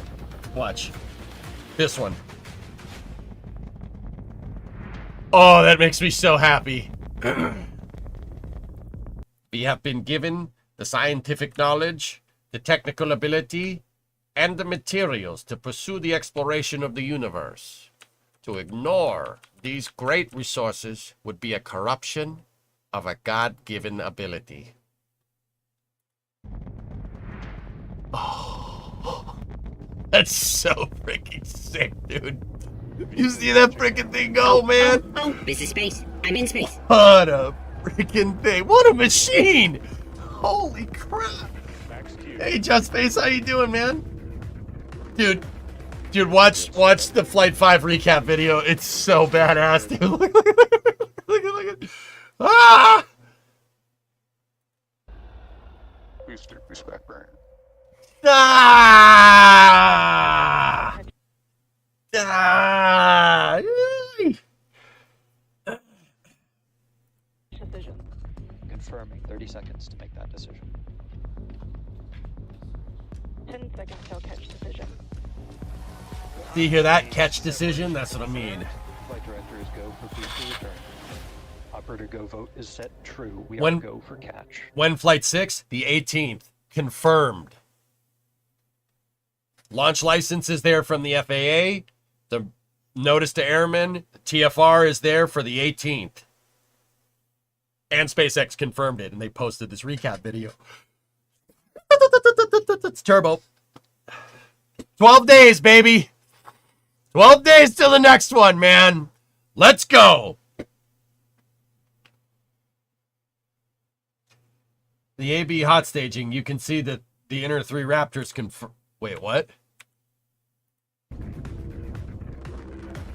Ship engine startup. Stage separation. Dude! Oh!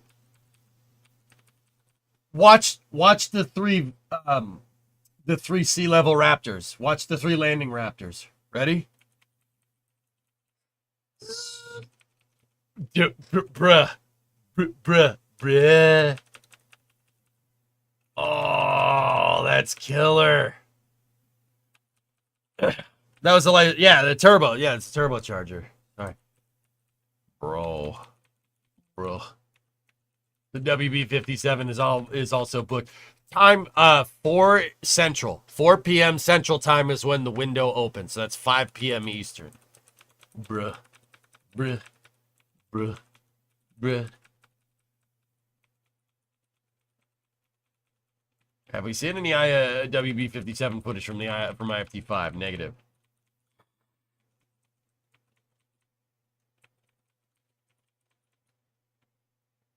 Oh. Back burn. On Albion 0, 30 seconds till catch decision. Shot, man. It's nuts. Confirm 30 seconds. Absolutely nuts. 10 seconds till catch Right, decision. girl? Hot stage separation confirmed. Discovery, go and throttle up. Directors go for booster return. Hey, Operator class, vote is 74-month set true. We resub. are What's go going for on? catch. I gotta move over here. Hot for booster catch. Dude, Booster FTS is safe. Discovery, go and Chief throttle Daff, thanks for that prime sub, man. Ah! So crazy. 13 of those Raptor engines, and this view is incredible right now. I can't wait for us to hear the sonic boom. Booster landing burn startup.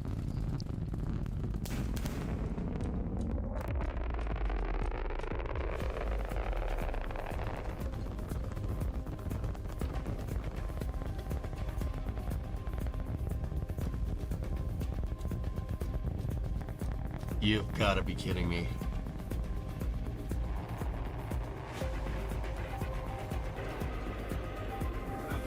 We can see those chopsticks. Freaking. What? For the first ever attempt, we have successfully caught the Super Heavy booster.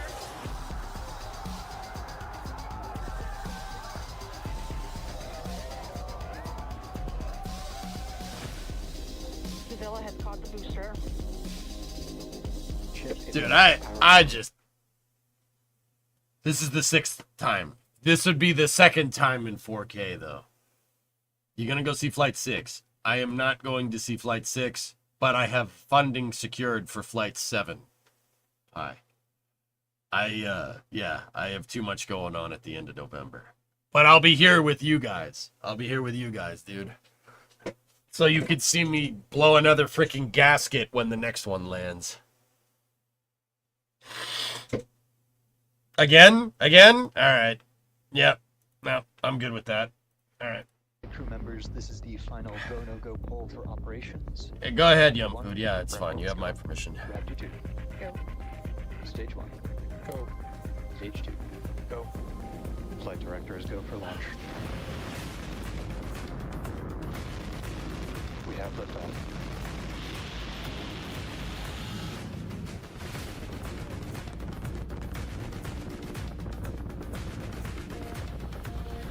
Yeah, Hermie. Yeah, we gotta get the shirt. I have the shirt. Don't worry. Vehicles pitching downrange. Yeah, Ernock, that's not a bad idea. Max Q. Yes, G. Absolutely. Engine startup. Stage separation. Booster boost back burn. No, T-Man, they won't. On Albion 0, 30 seconds till catch decision. They hire the Top Gear camera crew? I don't know. Maybe. 10 seconds till catch decision. Hot stage separation confirmed. Flight directors go for booster return. Operator go vote is set true. We are go for catch. Booster coming in hot for booster catch. Booster FTS is saved.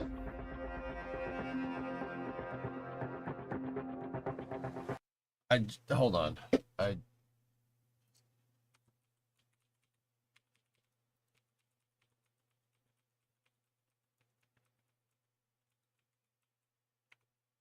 Dude, look at how crisp that shot is, man. For Ship 31, they skinned the entire sides. Yeah, I know. They basically took all the tiles off.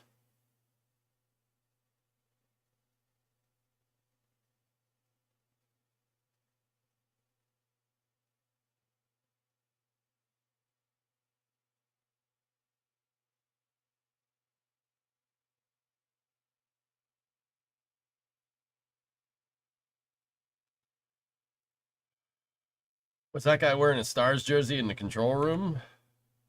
Hot Booster return. Operator go vote is set true. We are go for catch. I don't know, maybe. Booster coming in hot for booster catch. Booster FTS is saved.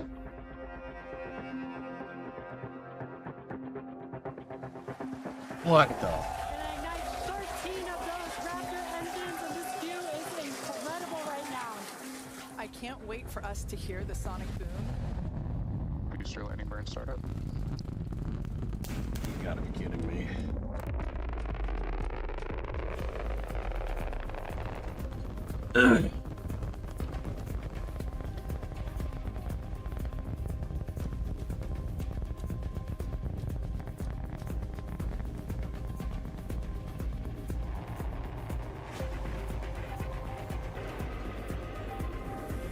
We can see those chopsticks now. This is absolutely insane. On the first ever attempt, we have successfully caught the super heavy booster. Starlink scrubbed? Oh, crap. That's the second scrub for this stack, dude. Hold on. The Starlink 677 mission definitely scrubbed. Crap. That's no good. Yeah, it's freaking cursed, right? Baron, what's that? What did Elon say? This is an RE Starship, but,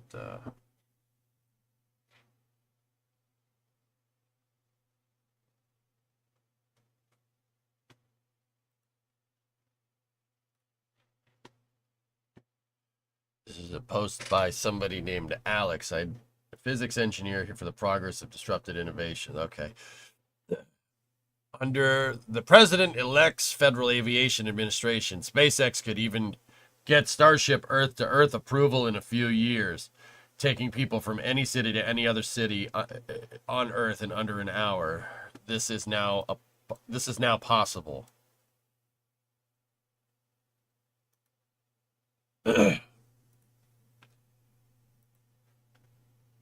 Okay.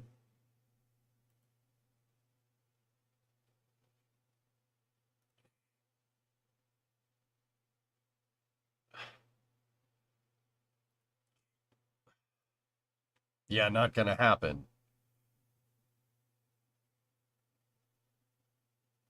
I mean, you guys all say that. Yeah, that's not gonna happen. Yeah, that's not gonna happen. I mean, you say that, but also,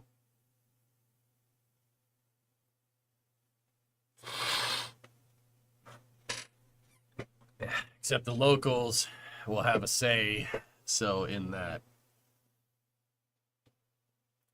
I mean, you say that.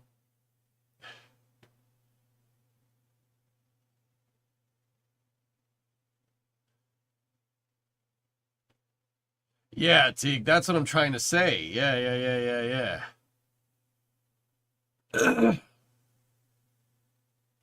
He said it's possible, guys. And he didn't think it's gonna happen, but also, have you been watching the video that we've been showing here, dudes? Have you been watching this? I really don't think, SpaceX has the gall to do it. They're gonna do it, dude. I'm telling you, man. I usually deal, up until this happened, I usually deal with, like, SpaceX outcomes with a little bit of healthy skepticism. I'm not gonna lie, I've kind of gone full fanboy. I really don't think there's anything that they can't do. A couple years and it'll be crew rated, right? My personal outlook on Starship is that it will be crew rated by 2028. Yeah, personal outlook. That is entirely based off of what I'm seeing from HLS and what I'm seeing from Jack and Sawyer, NSF Jack and NSF Sawyer's interview with Jared Isaacman, saying that the missions for the Polaris program are basically running on more or less a 2-year cycle. So Inspiration 4, Polaris Dawn was this year. Polaris 2, probably 2026. And Polaris 3, 2028. Polaris 3 is a first crewed Starship flight. If you think about it, between now, 4 years from now, right? The Starship 4 years from now, Starship will have been in development for almost a decade. Almost. The development really started for big time right around 2019 when they switched to stainless steel. That's when I would say the start of the Starship program kind of happened. By that point, Starship will be around for a decade. You don't think it's going to be crew rated by then, dude? I think that's pretty damn reasonable. Can you imagine how many Starships will have been launched by then? By 2028, Starship will have launched at least 50 times. If we keep going down this pathway that we're going, 25 launches a year. You know, the reason why I say at least is because that's a very conservative estimate. You never know. There might be challenges associated with any with this project, just like any other aerospace engineering project, right?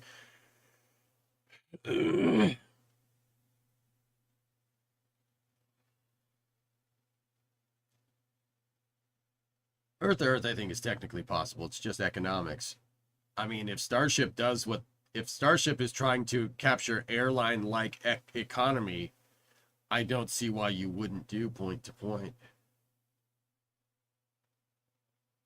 AMDE, hello. How's it going? Oh, it's going, man. I'm sick because I stayed up and watched the entire election at like 5 in the morning. We're just kind of gushing over this this whole thing going on here from SpaceX. It's kind of pretty good. Yeah, see that? I don't hate that. Dude, look at the pressure wave. Oh, that's so sick. How about the convected heat coming off of this thing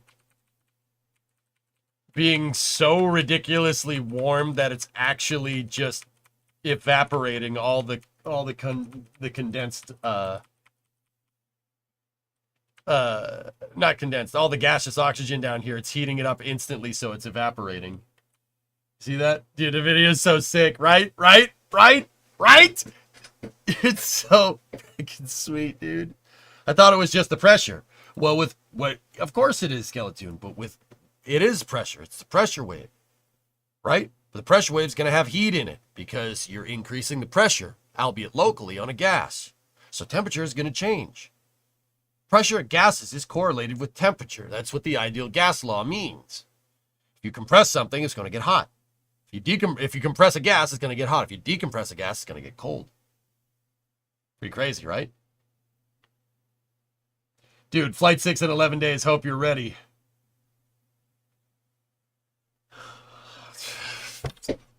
Adrian, I was born ready, man. When's the start time on the stream? I'll do the whole damn thing myself. You think I'm kidding? I'll do the whole damn thing myself. I am machine. Also, one hop. Excuse me, one hop.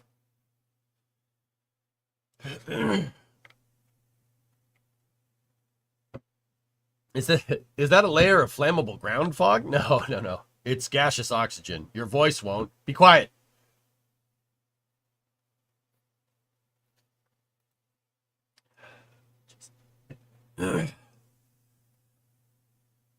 Yeah, 1,000's crazy. I will hold you to that. Looking forward to the stream. Oh, crap. Yeah, let's do it, man. Let's do it. I'm in. You seen this? Just, what the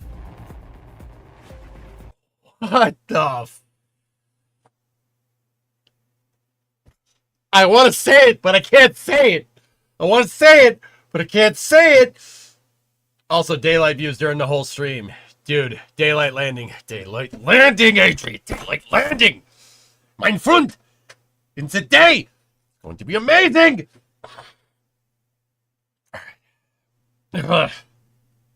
Wait, they caught it? Yes. No. Let's find out. Oh, this is space. I'm in You space. can caption here, Adrian. I don't care.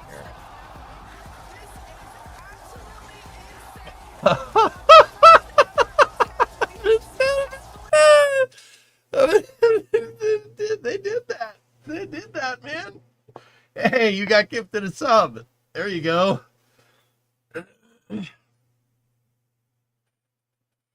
Dude.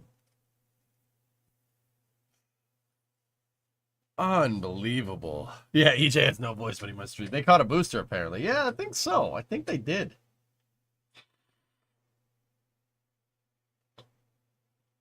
Now do it again, and again, and again, until it gets boring. Titchy, I liked you. I knew I liked you. Trey, you say you plan not to miss a Starship launch for a long time. First one launched 5 minutes before my final started. My teacher delayed the test because of it. Hell yeah. What about warp drives and hyperspace windows? You've got to generate more power, Lift. We got to generate more power. You want I don't think we need warp drive, dude. I mean, unless somebody got some dilithium crystals or something. I don't think we need warp drive. We just need something that has a higher specific impulse. If we could double the specific impulse of our engines currently, yeah, you'd get something similar to the Expanse, which is, dude, that's all I'm asking for in my lifetime. We don't need dilithium crystals and the warp core and everything. I mean, I'm a little too old for that. Maybe like my kids or something, right? Like, but I don't have any kids. But I'm working on that. Oh, right. No, I don't think, like, all I'm asking for is the Expanse in my lifetime. Like, I want that. Minus the whole Belter, inner colony dichotomy thing that's going on there. I don't want that part. Giggity. All right.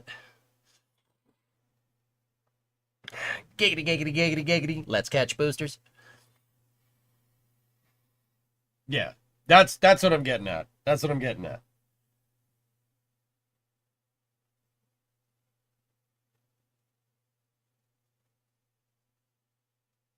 Yeah, Enco, you'd get hurt doing that. It's probably not the best idea. But I want Star Trek. Well, Just Space, work harder then, dude. Do you want the proto-molecule? Because that's how you get proto-molecule. Hey, the work must be done, dude.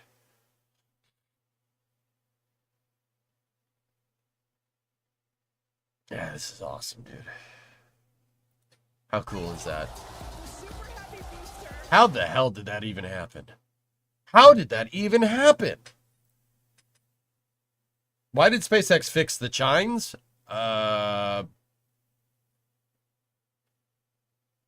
They probably patched it up real quick, Ryzen, because they're storing the booster outside. Probably don't want the components to get all messed up. There's a lot of pneumatic valves behind that chine.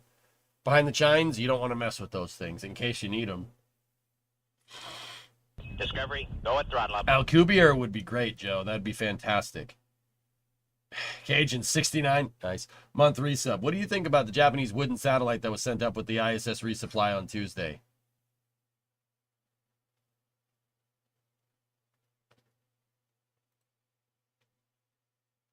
That's cool. When booster reuse? Next year? Agree. Yeah, I think next year. Adrian, you still here? When do you think they'll reuse a booster? It's definitely next year. A broken chine also looks ugly, and you got to preserve the aesthetics. Yes. Give me Nerva. Nerva would be great, dude. That'd be fine. I think it would be less atmospheric pollution to use wooden satellites. How, 1000? The satellite is not in the atmosphere. You'll bet the Flight 7 booster will fly twice.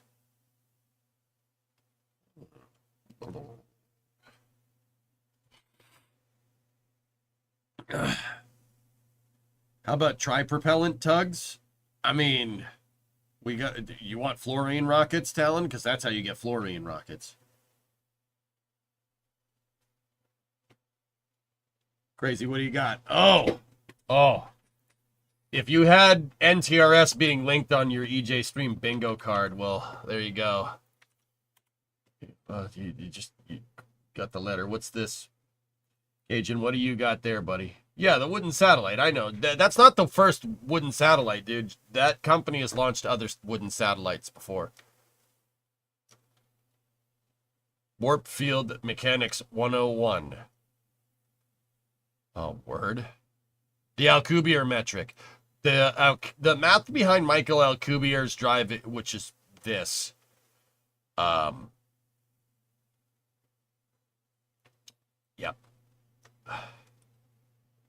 Which is that right there is the closest behind some quantification of actually doing warp. What this does, how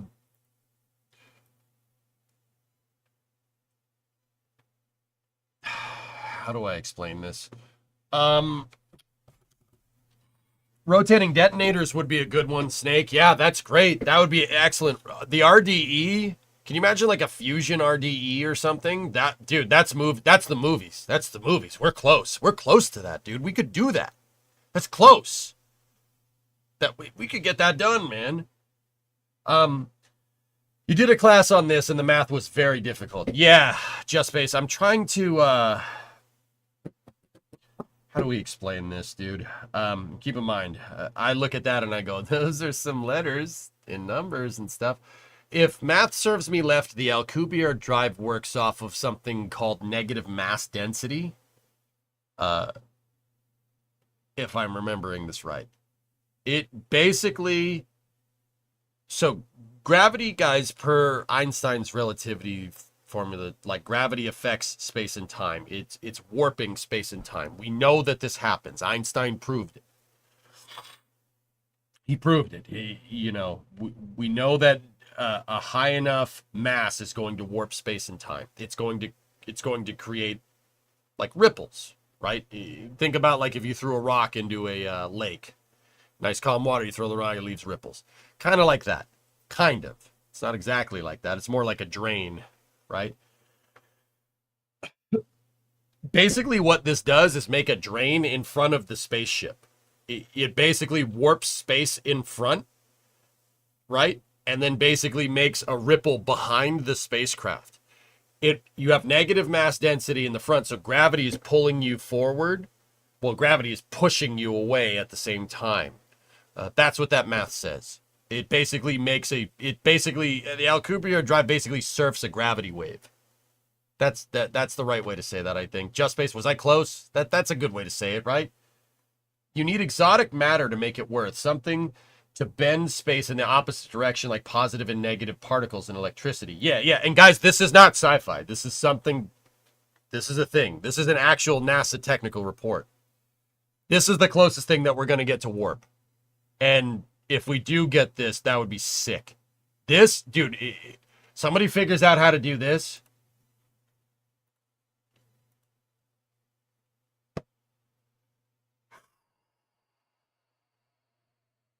Oh, they have some pictures. There you go. That's what I'm talking about. See? Right there. Basically, you're replicating the gravitational pull of a planet in front of you. Right? So the plane that you're in right here seems nice and normal, but you're actually being pulled through space.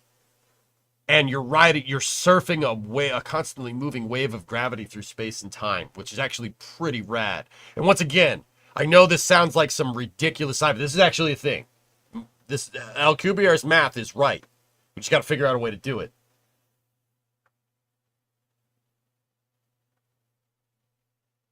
Could we go faster than light with that? No.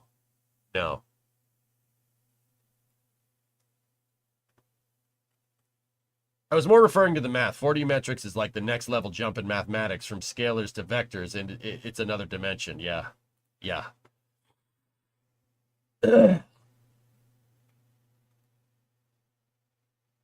How do you feel about SpaceX removing a significant part of Ship 31's heat shield to study areas where catch hardware would be? SpaceX, let me put it to you like this. Starship can tank re-entry heat. No problem. So can Super Heavy for what it's worth. In fact, the ability of these stainless steel apparatus to be able to just tank re-entry heat is pretty damn cool. I think SpaceX is deliberately going to keep removing tiles until they figure out the absolute like bare minimum of tiles that they need. Especially around places like where the catch pins are needed, like up there, right? And that'll afford them to be able to start designing some type of catch mechanism. This is going to happen a lot sooner than you think, at least if I'm looking at it right. But also, dude, it can straight just tank the heat. No thermal protection required. I mean, there is a small TPS backup in there to be 100% transparent, or not. But I think that it's a good step in iterative design, SpaceX E. Yeah, that will really, the less amount of tiles that you need on these things, the better. A lot of tiles, we figured out putting a lot of tiles on these things gets to be a pain in the butt real quick.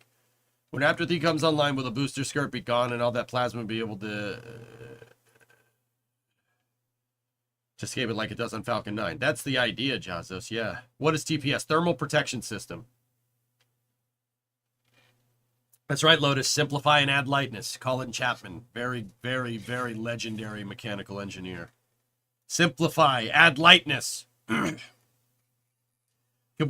right. Derek, what's up, man? Oh, Fistus, what's up? Wouldn't that mean we could make gravity machines to simulate gravity on our ships? Possible. Sure.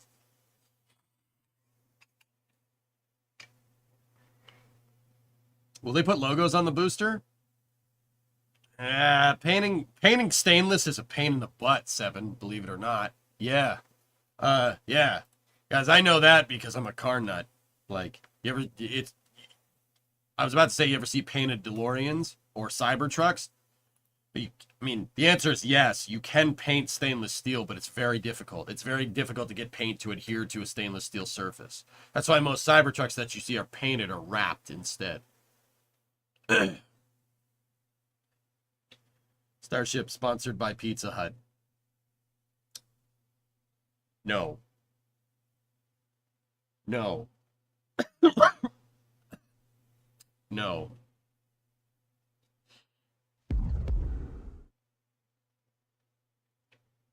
Yeah, Taco, pretty crazy, right? Maybe Pringles will want to sponsor a super heavy. No. Coors Light? Maybe.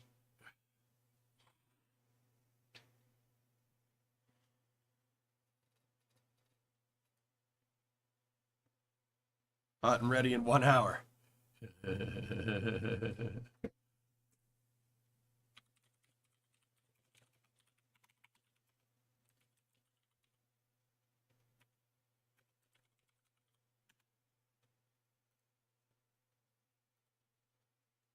Yeah, because, you know, this is something that you should put on the entrance to your ICBM launch complex.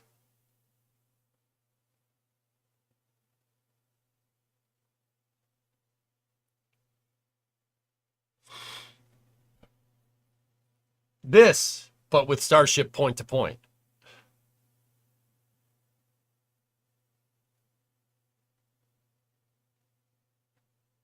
Okay, why is everybody talking about a paint job on Starship? James, somebody posted the picture of the painted Starship got reposted the other day on the internet, and it's making the rounds. They did LaCroix.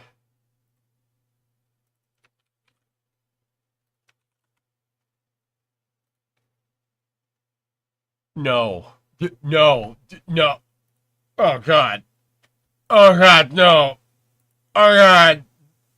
Go back to the other one. Go back to the other one. It's not real, James. Somebody did a Photoshop of it. I don't know if I have it teed up, but...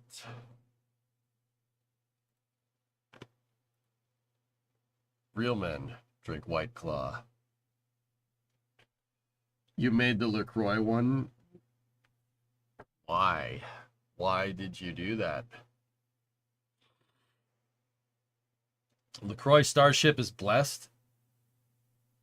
I don't want to live on this planet anymore.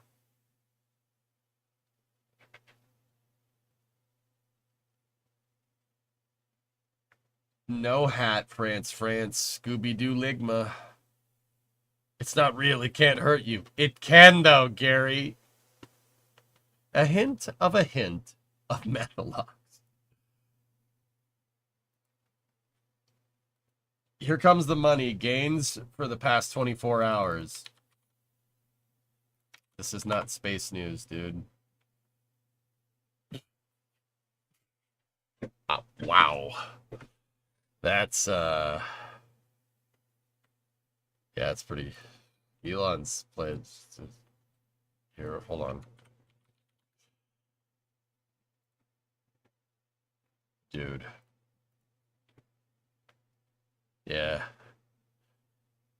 Yeah, someone just made a lot of money. So somebody made a lot of money somewhere. Dude, you gotta be kidding me. Dude, that's a... Dude, it was trading at 250 and it closed at 288. What the snot, man? You gotta be kidding me. It must be. Yeah, of course it is, dude. Yeah, Tesla's stock just spiked at 8 p.m. last night for no reason. What was everybody doing at 8 p.m. last night? Gee, I wonder. Yeah, of course, man. That's crazy. Actually, I want to see one more thing.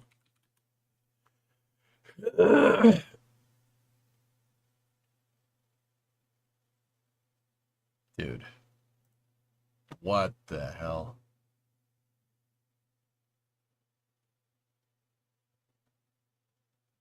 The Dow Jones went up 1,500 yesterday. You've got to be kidding me, dude. Dude, you gotta be kidding me. What the hell? Look at Bitcoin.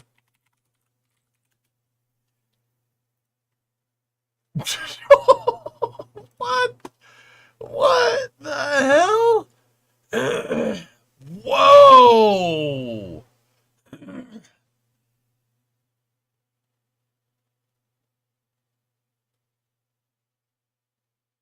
Dude. Wow. That's crazy. What's Dogecoin? What's Dogecoin?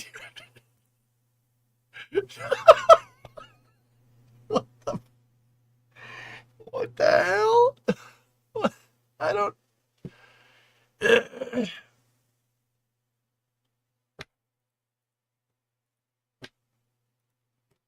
All right.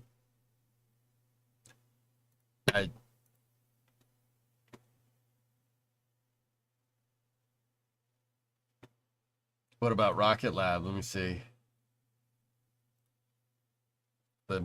RKLB.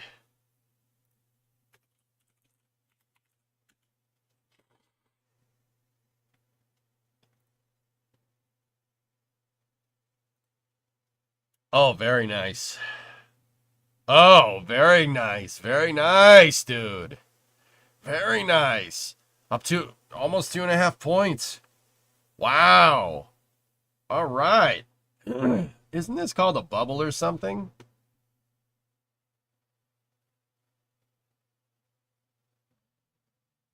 No?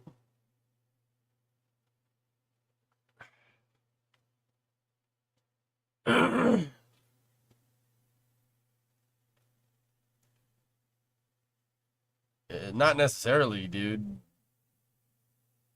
I mean, if you look at Tesla's stock, dude, and keep in mind, you want stock advice, you want advice on economics, just go watch Stock Guy. Stocky is a great streamer for this stuff. He knows way more about it than me. But it's external events that can cause bumps.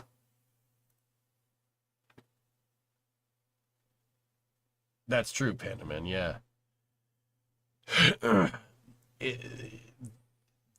Where does the money come from? Wait, what? This bump right there was from WeRobot, if I'm understanding that right, if I'm looking at that all correctly. See, this is just the value of a share of the company. And the value goes up if the company has more equity in it. I'm pretty sure that's how that works. Keep in mind, I'm not the best with that whole stock thing. Earnings report. Oh, yeah. Yeah, that would do that. On August 1st, Rocket Lab was $4. On November 6th, it's 13. Dude, someone made a freaking killing. That's crazy, dude. The robot event dipped the stock. I'm sorry, that's kind of funny. Let me see. Let's look at the 6 month. When was We Robot? Hold on.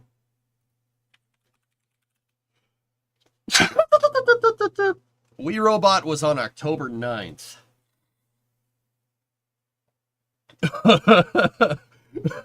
It went down 20. Oof. It's rating at 241 and went down to 219. Now it's back up to 288. Man, somebody made some big money off those gains right there. Holy crap.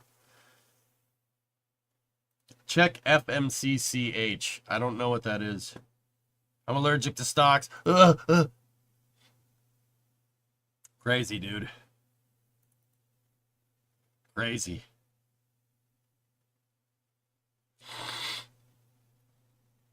I need to go take more.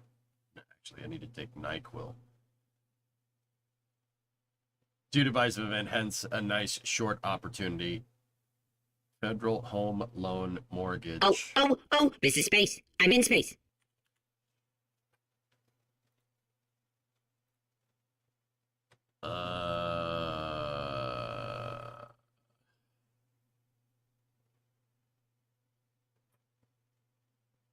Oh, that's Freddie Mac.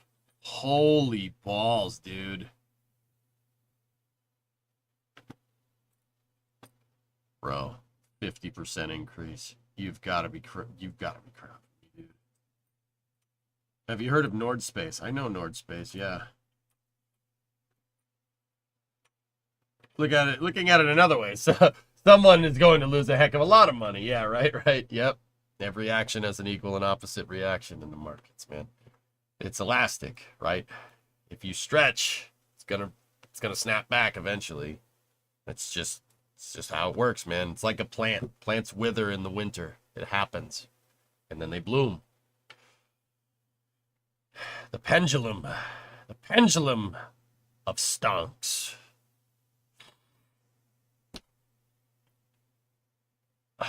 Hi. Anyway, that was a good space and rocket review, guys. We got Starship. We wondering what's going on with the with the new NASA administrator. Dude, the second I get anything about space policy, the second I hear about it, you can trust that I will share it with you here. Unfortunately, Starlink did get scrubbed. That's the second time that stack has scrubbed, which is not ideal. But there is a Starlink at 2 in the morning. No. That one is scheduled for 3:13 tomorrow, 6-77. Any news on the X-37? Also high. It jettisoned its service module, Def. I know that. And then it became public knowledge that it can change its orbit inclination. Not gonna lie, knew that. Don't ask me how. An Air Force person leaked it at a meeting like a long time ago. But yeah, I forgot, dude. I totally forgot that the X-37 launched with the service module. I totally forgot. They posted the other day. They're like, yeah, we jettisoned the service module. I'm like, wait, what? What? Hey, Leglander. Spacecraft doing spacecraft things. Wait, was that the first time it was publicly acknowledged? The other day, Josh, like officially, yes. Somebody, an Air Force colonel, leaked it like 5 years ago in a meeting. She was like, yeah, we can change the inclination. And everyone was like, what? Really? And she was like, oh, yep, we can do that. And then they never talked about it again until like the other day.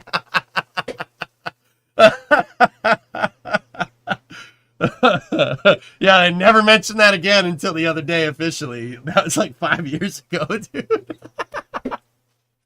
I'm sorry. Yeah, Pretty sure you weren't supposed to say that, but all right. Oh, I mean, don't forget, Groom Lake wasn't publicly acknowledged until the 2000s. Yeah, that's right, dude. That's right. Anyway, how's things, Def? How are you doing? I trust your cushy office job is uneventful. Did you get your TPS reports done? Did you get that memo?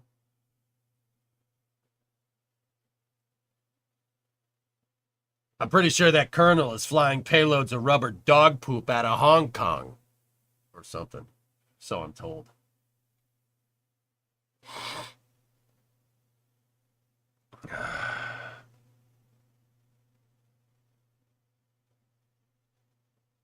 Will Flight 7 be an updated booster and ship? Yes, Knight, it will. Yep. I've been busy with work given the events, but the job has been a blast. A blast. To shreds, you say? That's good, man. It's good to see you. It's good to see you. Def, you wait, hold up. Def, I'm showing this just for you. You seen this?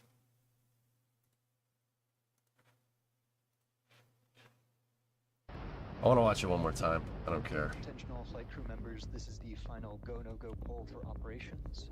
Raptor 1. Raptor 1's go. Raptor 2. I'm watching it again. I don't care. Stage 1. Go. Stage 2. Go. Flight director is go for launch. It was 5 years ago, Baron. Yeah. We have liftoff.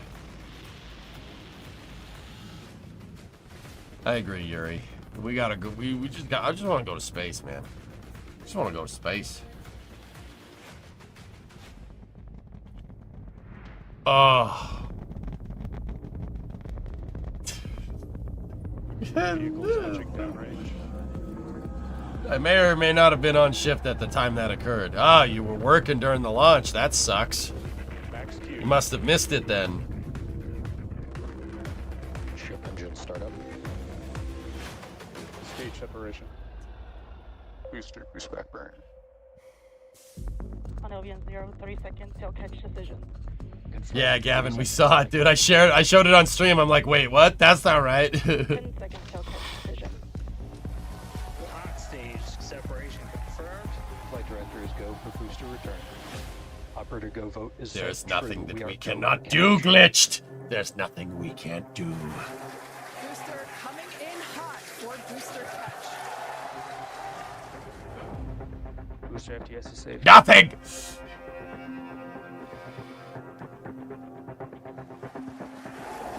And I ignite 13 of those Raptor engines, and this view is incredible right now. I can't wait for us to hear the sonic boom. Booster landing burn startup.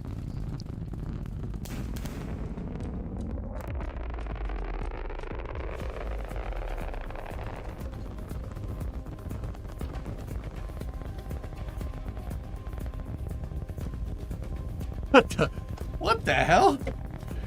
Oh.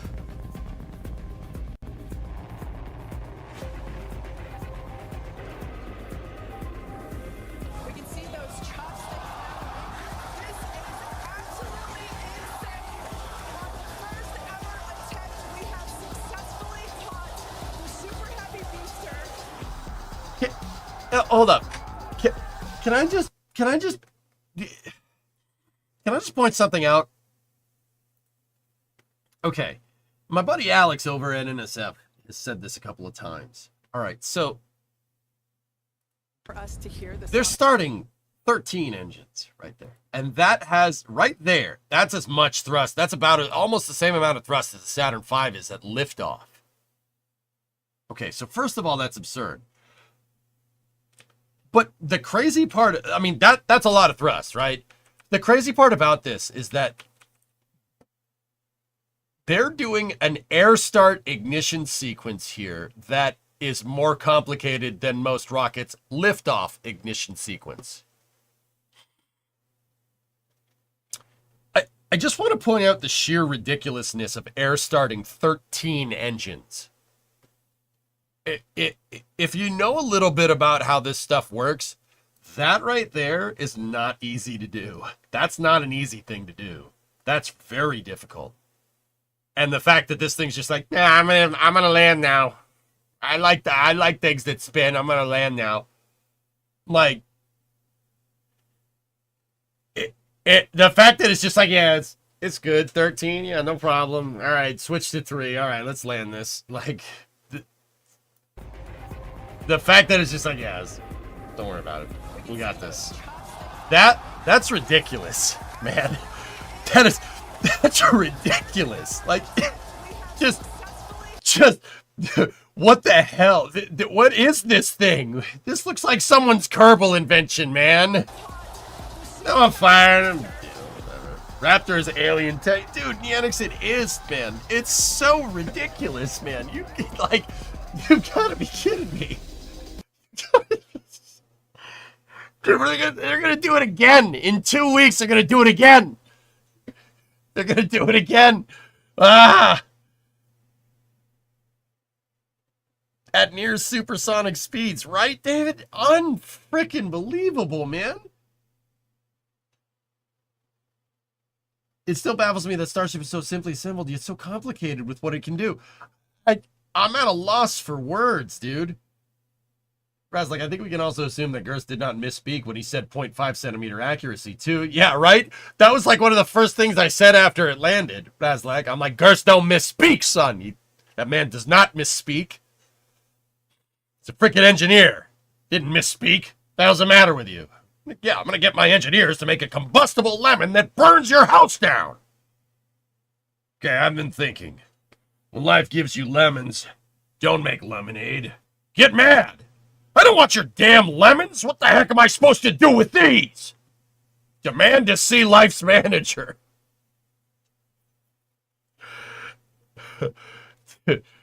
Sorry. Want to see me catch a rocket over there? Want to see me do it again? That is superbly impressive, but it's only one catch. I'd be way more impressed if it can do it again. Wait 2 weeks. 2 weeks. 2 weeks. How long until Starship demonstrates the 5 Ds? Dodge, duck, dip, dive, and dodge.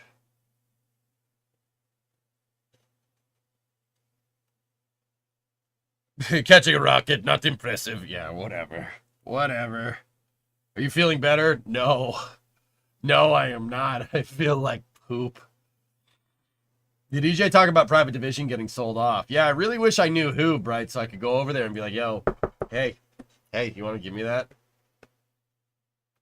I'm going to go up to that. I'm going to go up to whoever they sold it to and be like, hey, give me your Kerbal Space program. They'd be like, no, I can't. Because if I give you my Kerbal Space program now, I'm going to have to give it to you every time you ask. And then I'm going to be like, yeah, so I'm going to come back. I'm going to come back for some Kerbal Space program. Imagine if they sold it to Kitten Space Academy. I actually asked Just Space. They didn't. I asked. I was like, hey, Dean. Hey, I didn't talk to Dean. I talked to Hyde. I was like, Hyde, did you do something without letting me know? And they're like, nah. Nah. We don't know, Firework. They sold it to an anonymous buyer. Total Recall skin suit reference. I caught it. Thank you, Iger. Thank you. Thank you for validating my ridiculousness. Amazon is a game department.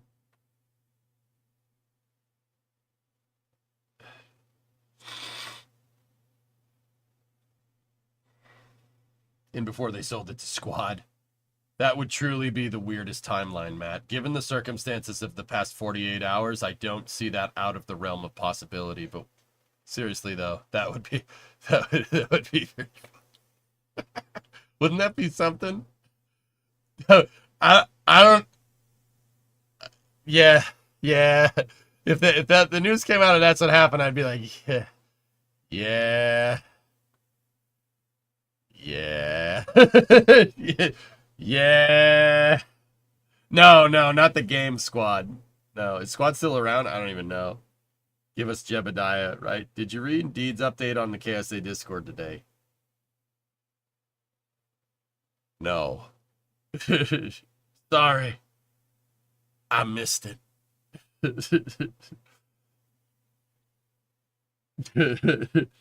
Kitten Space Agency scares me. I really, really want to be hopeful, but also I'm a former DayZ player, and the Mount Everest thing still lingers in my mind.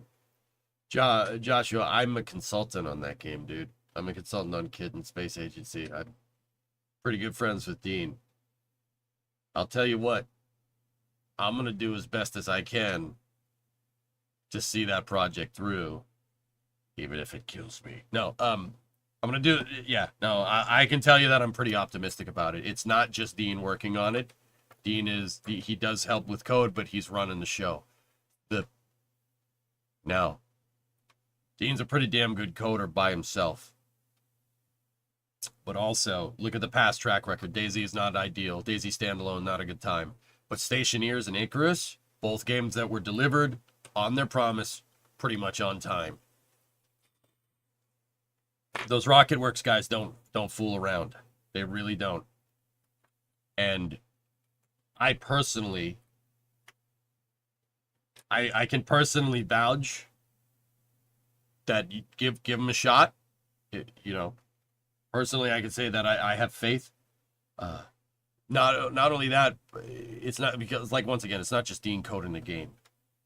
I may or may not have referred some of the Kerbal 1 and Kerbal 2 developers over to them, and they're just working on that project now.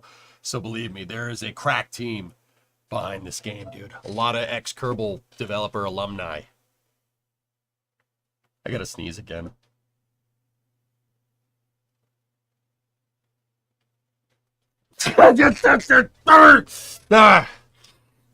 Yeah, I personally referred to, because I know Dean, because we played Stationeers, and Icarus and stuff. And Dean's a Kerbal nutcase. He made component spaceships, so me and him actually go way back. Like, we're not best friends. I don't talk to him every day, right? But we see eye to eye on things, dude. So yeah, I appreciate you giving it a chance. I understand the skepticism, but believe me, like, I wouldn't steer you wrong on this, dude. I'm very careful about putting my name, attaching my name to things, especially after what happened with Kerbal. A crack-in team. Yeah, baby. An anonymous gifter gifted 6 months of sub to Seawinator. Seawinator? What game is this? Just got back. King, this is Kitten Space Agency. I'm consulting on that game. That's the spiritual successor to Kerbal that has a bunch of ex-KSP 1 and 2 developers working on it with the very talented developing team that's already at RocketWorks. How long is until KSA is ready to start playtesting? It'll be a little bit. It'll be a little bit of time, Ethereal. It'll be a little bit of time. Mark, hi from Australia. Given the president-elect is keen to go to the moon, is there any chance he could fix the Viper mission? Maybe. We'll see. I personally, Mark, we talked about this a little bit earlier. I personally think that we're about to see NASA's budget expand like crazy, not contract. Really, I really think so. That is unbiased. That is a completely unbiased look at it. I think the same thing will happen in 2016. We saw funding boosts for the space sector. There were some things that they took money away from, but I think that we are looking at a scenario here, especially with China looming on the horizon. Given the president-elect's thoughts about China, I think that we are about to see our national space program get bolstered pretty damn hard, personally.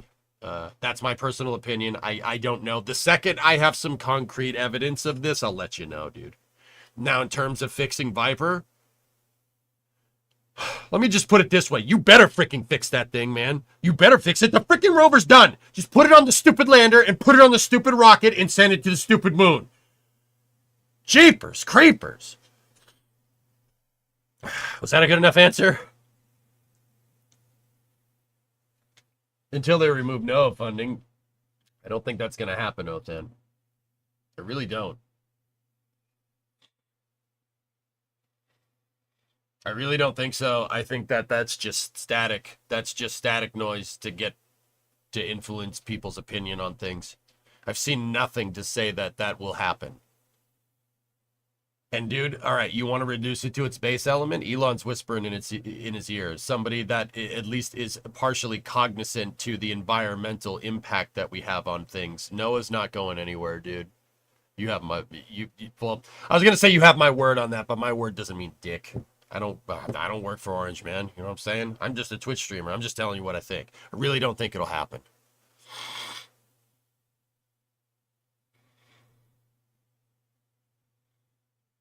Othan, you seem like you don't want to change your opinion, and if you don't want to change your opinion, there's nothing I can do. There's nothing more I can offer this conversation. I'm changing the subject. Villa has caught the booster. Like all I can do is offer you the best case scenario, and I think we're almost there, dude. See last. What's up, Jeff Space? I'm just gonna, you know what? I'm just gonna pause it on this picture, if you don't mind. The only thing that gives me pause is that the last administration, it was VP #1 that was the main driver. Oh, for Bridenstine and National Space Council, but we'll see. Just Space, honestly. Okay, guys, I'm going out. I'm sticking my neck out a little bit here. Okay, sticking my neck out a little bit here. You're gonna have to bear with me. Mike Pence did like spaceflight. He absolutely did. He was a spaceflight nutcase. I really wish he just kind of was more, wish he talked about it more, because he really did great things. I'm not going to lie to you. He did great things for the Space Force and for NASA and stuff. But here's the thing. He was acting under an executive order, right? Space policy directives were executive orders, right? Space policy, SPD 1, 2, and 3. They're coming from the top. All right. Vice president doesn't denote the policy. The entire executive branch does. So, where does that take us? Is J.D. Vance, is he a spaceflight nutcase? Well, I don't know. First of all, I don't know. There's so much static. There was so much static and background noise behind every candidate this election. It was really hard to find any concrete things about anything. Because everyone was just saying, oh, you suck. No, you suck. No, you suck. Hey, vote for me. I'm not that guy. Oh, no, vote for me. I'm not that guy. You know, like that was the whole damn thing. It's really hard to find any concrete anything. So I don't know. What I do know is that if the executive branch deems spaceflight to be a national priority, I think he will carry out the job. Honestly, like, guy's a devil dog. He'll figure it out. Maybe eat some crayons on the way. He'll figure it out. Just like the previous guy did, you know. Hot take, I still think retaining Bill wouldn't be the worst idea for NASA administrator, to be 100% honest. I kind of am genuinely curious to see what Bill would do if with like a concrete, comprehensive spaceflight policy, because that was his problem. He was trying to make something happen from nothing, right? He's trying to make something happen from nothing, like.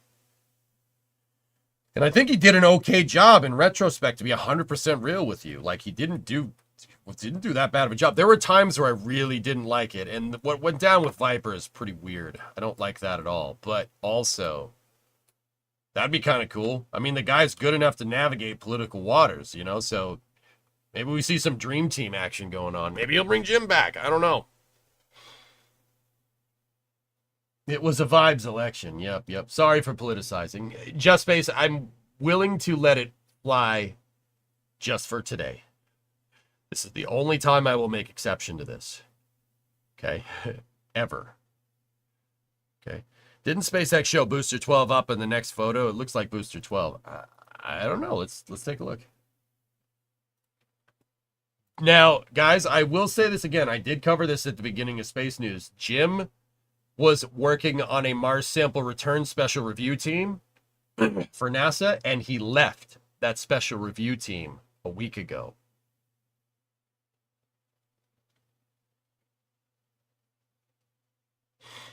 Evil Jim with an eye patch and a mustache. What's up, Jack? So, Rule 8 is lifted for today. Where do I even begin? if you use this stream to air your grievances about the election, I will proverbially kick you in the nuts in Minecraft. I swear to God, man. I swear to God. No. No. Don't do that. Yeah, Just Space. Hey, clearly it's a priority. Ferraris suck. You know something? You suck. Nice typo. I will kick you in the nuts in Minecraft, man. So we're thinking he's an advisor. XJ, I wouldn't throw it past Jim to come back as an administrator if the Orange Man wanted him to finish some unfinished business. You can tell Jim's last speech before he stepped down as NASA administrator and Bill took his place. You could really tell from his voice that he felt like he was leaving the job unfinished. And he's a naval aviator. He don't leave the job unfinished if he can help it. You know what I'm saying? He's a naval aviator. They don't roll like that. Just like the vice president-elect. He don't roll like that. He's a devil dog. They don't do that. They're not in the business of half-assing stuff. You know what I'm saying? I remember that. It would be cool for Jim to come back and start just absolutely stunting on people as the NASA administrator. I want him to come in and do a Mr. Deeds. You, sir, you are definitely fired. No, you are fired. Mr. Cedar, you are fired. But tomorrow, you let me change your socks.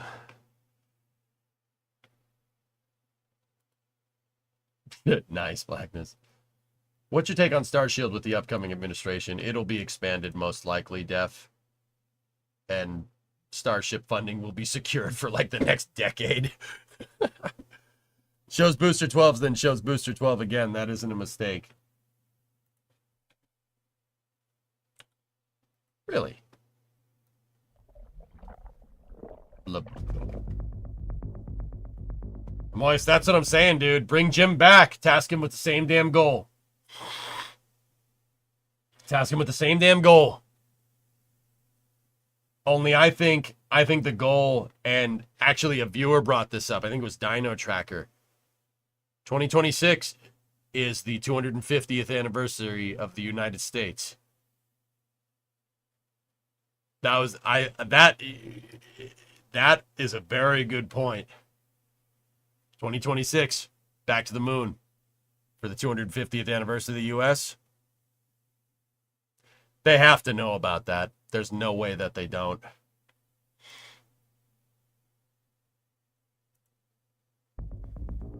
Yeah, Ordon, you're not wrong.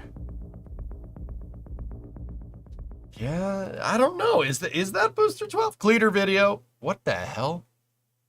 Oh no. Okay.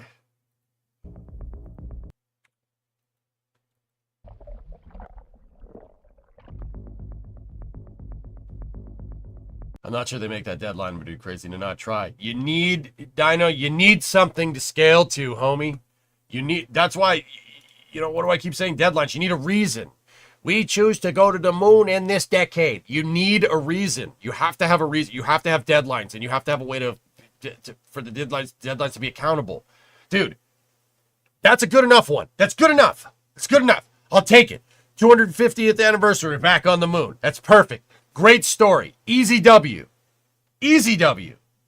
Like, it's not, but also easy W. That is a slam dunk, man.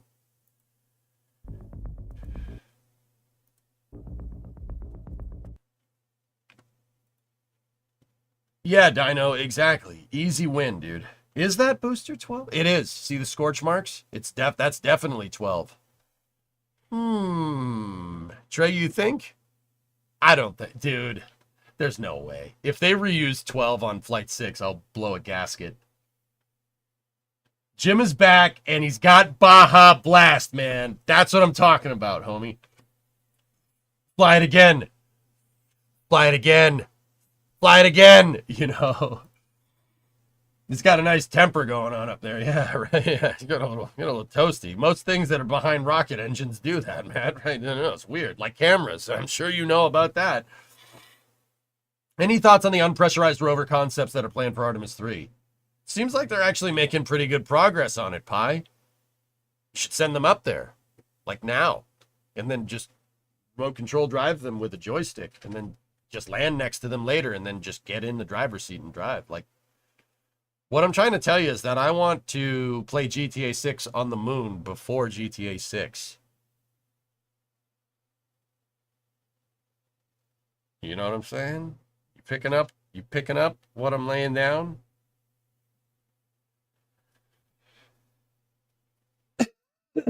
12 won't fly again. It'll get static fired and retired. Yep. Cameras like to fly around rocket engines. It's like they're a Red Bull. Yeah.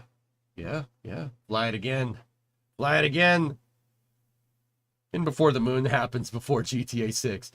Weibo is, everybody's like, oh my gosh, I can't believe we got this before GTA 6. Is it all that bad if we get a moon landing before GTA 6? You talking crew on the surface via HLS by the end of 2026? Because I can't see them crew rating in that time. They'll crew rate the lander in that time, Josh. Of course. Not Starship end to end, just the lander. I can see that. I think that's very reasonable.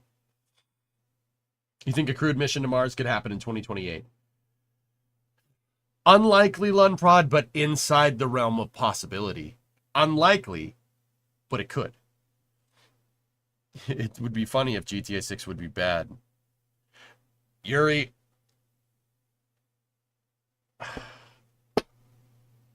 With space news, I don't like doing anonymous sources say. With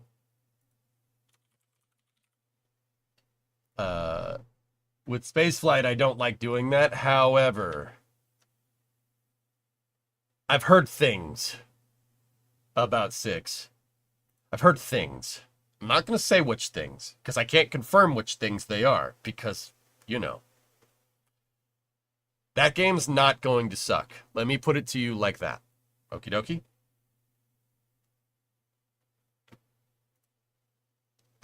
See this part right there? Yeah. That game is not going to suck. We clear? You picking up what I'm laying down? But when? I have no idea. I don't know. 2026. If it sucks, we're storming the compound. It doesn't suck, but it will blow.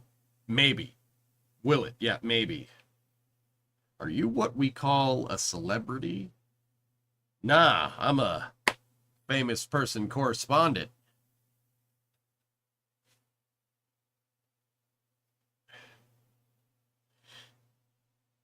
Yeah, Talon, that's fair. Can we ban Take-Two? That's such a huge flex. Gold, I'm not in the business of showing that stuff, right? But also, it's pretty cool knowing some Rockstar folks. Discovery, go at throttle. Hey, O-Force, 97-month resub. Can't wait to not buy GTA 6 because I only play factory games. Yep. God. I'm going to say uncrewed demo landing in 26. I'm thinking that the uncrewed HLS demo happens in a year. Yes, you can call me crazy. That's fine. Did you think they were going to land a booster on the first time? Boom. Get fricked. Why don't you get fricked? They're gonna do the uncrewed demo next year, and it's gonna be dope. And they're gonna land people in 2026, and it's gonna be dope. And the U.S. will be 250 years old. It'll be 250 years old. They're throwing that T right into the frickin' harbor. Harbor. Why don't you fet grict? Yep. In this lunar regolith? Yeah. Landers in this lunar regolith? EJ, you are crazy. You might be right, but you're crazy. Yes.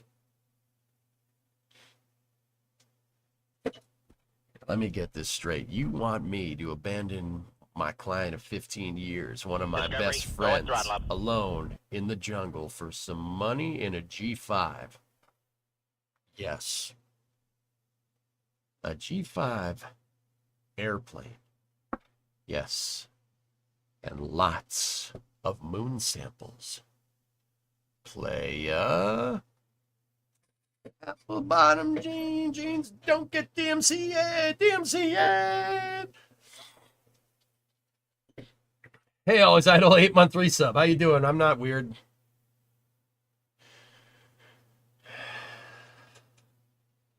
Universe is calling.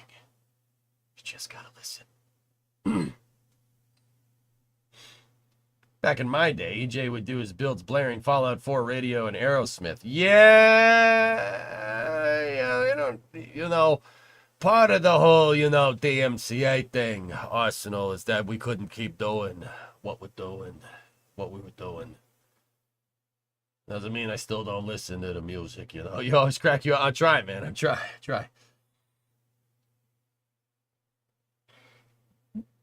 DMCA, boots with the fur. Back in my day, we'd save a shuttle. I can't even do that anymore, man. In the arms of your bunghole. We can change the lyrics up, and then it becomes transformative, which is why I constantly make a joke out of getting the lyrics wrong.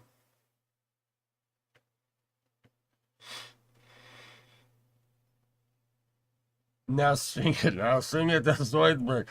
I don't want to do that to my voice, man. My voice is already screwed. I don't want to don't make me do that, man, please. Am I insane for thinking Booster 12 will fly in Flight 6?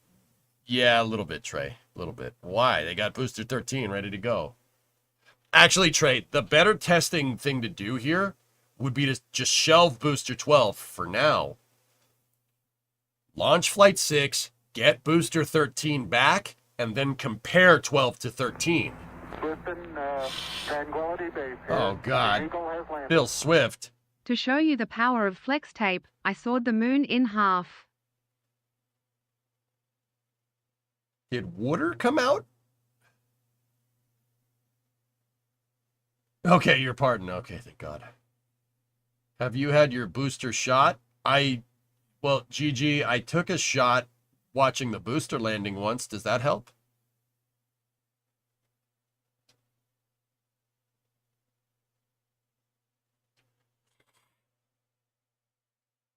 That's a lot of damage. How about a little more? Look, no water. Water.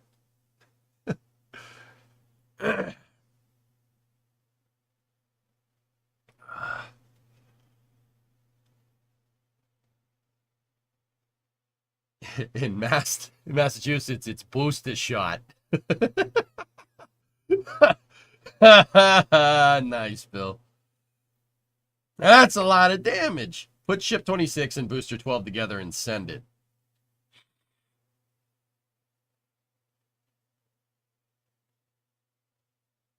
Kevin Michael Reed, Jan Michael Vincent would probably like that. Oh, God. All right. Do you think you'll play the Space Trucker game again? Nah, I'm into Satisfactory, and then, yeah, there's Hearts of Iron expansions coming out, and there's Factorio Space Age, which that's not a guarantee that I want to play it, but yeah, all my time is basically being taken up by the Pillar of Autumn. Yeah, I gotta finish that. How many microprocessors does it take to run the facility and boost a shot? Farming Simulator 25 next week, and then Flight Sim's coming out too. But when will you give RSSRO a try? Banana. Factorio doesn't hit the space age part for a long time. You basically have to finish the original game first. Oh, well, screw it. Then then I'm never going to play it, Trump. We're never going to play that. All right, yeah, you're right. We won't play that. Ever. To be honest, your stream is like the perfect stream for RSSRO. I know the guys that made RSSRO. I'm pretty good friends with Maximal and Nathan. They're good dudes. Hey, greetings from the Netherlands. Hey, Haya, how are you?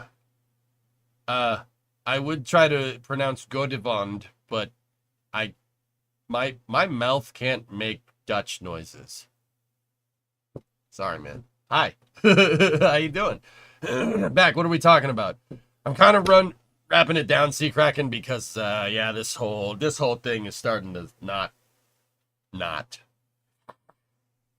Do you have friends in all the game dev and KSB communities? Yuri, I played Kerbal for 12 years, man. It's only very recently that I stopped playing it, and would probably want to go play it again eventually.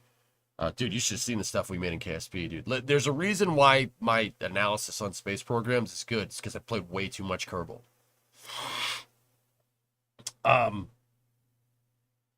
Yeah, I know a lot of. I mean, dude, I'm a Twitch streamer. Like that. I came from Twitch. Twitch was it was a game streaming website. I know a lot of developers around in the industry. Not to mention, I'm a 3D artist by trade. You know, so I know a lot of people in the industry. Yeah, absolutely. That's okay. Same here. I'm doing great. Right on, man. I do have this trope. I do have this. Hallelujah. All right. Yeah. Delicious. Put it on some coffee. Fantastic. Developers. Put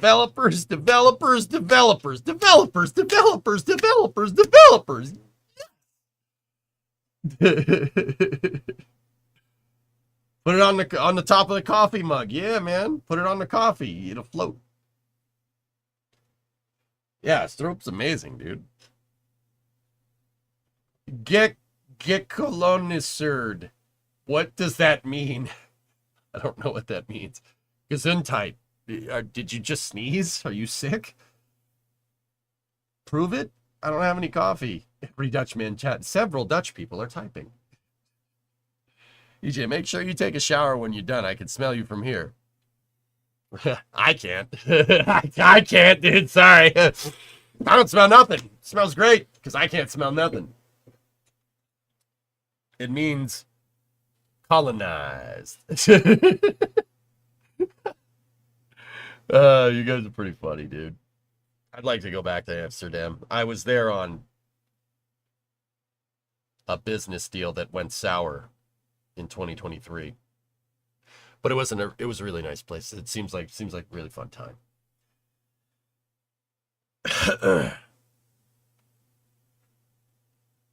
Oh, educational YouTube is fantastic, Josh, right? Yeah. Royale with cheese, that's right.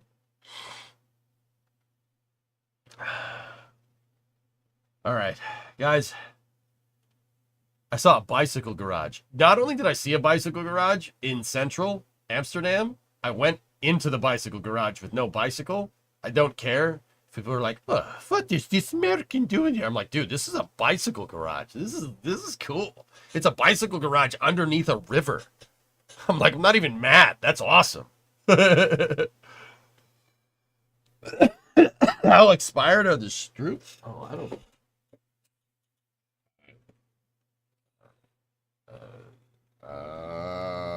I don't know, my friend. I don't know if they do go bad. There's no expiration date on it. It could be like 6 years old. I don't care. Whatever. I'll still do it. I'm going over to Thanksgiving to visit your sister abroad. Cool.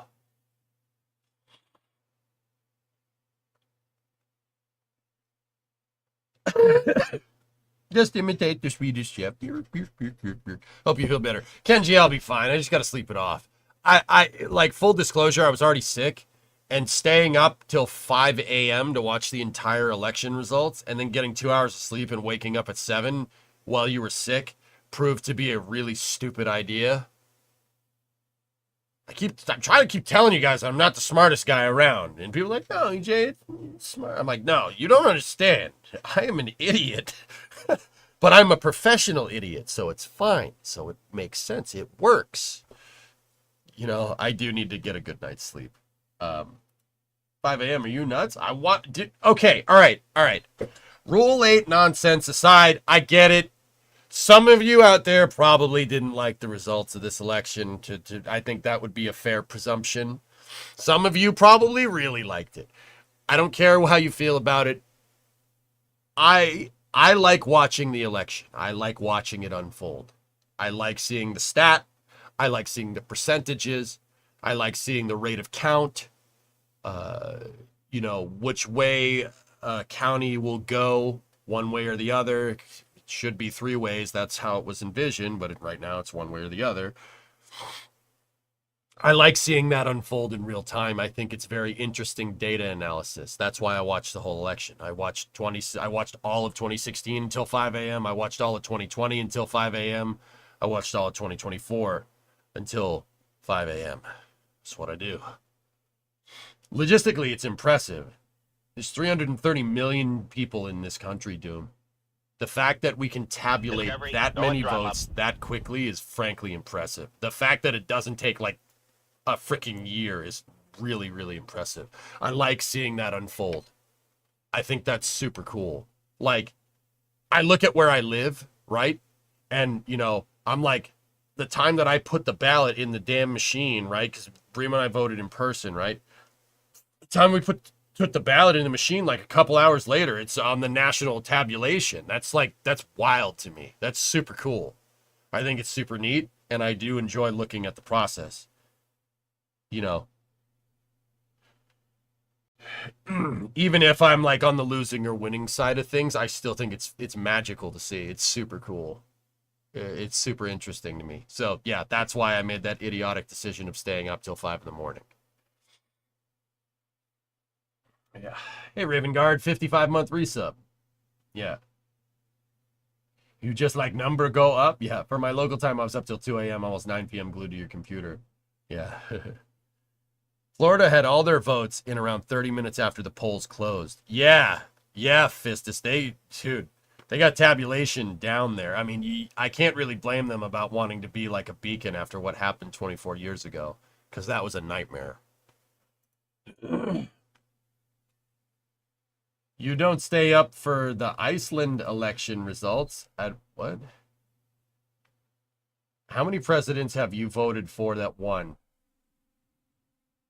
Oh. I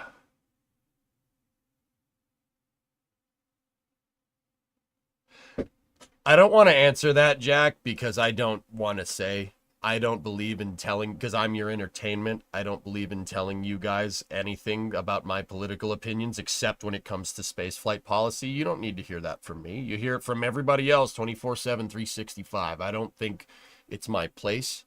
In saying that might disclose some things, let me just say I'm pretty good. I'm pretty good at seeing outcomes of elections. I've gotten it right. Like, I think I've missed it once since 2008. Not in who I vote for, in election result. Very important. I've gotten the outcome in every election that I've watched. 2008 was the first one that I could vote in. In every one that I've watched, I could pretty much see the result before it happened. Like I could, you could kind of connect the dots. Because once again, like, I don't talk about politics, dudes, but I don't think, and I don't, you don't need to make politics your whole life, but I'm very interested in it, like in political science, just as a hobby. You'll never hear me talk about this stuff, except when it comes to spaceflight. So I do kind of keep track of everything, Jack, both sides, what's going on, rallies, what people are saying, etc., etc.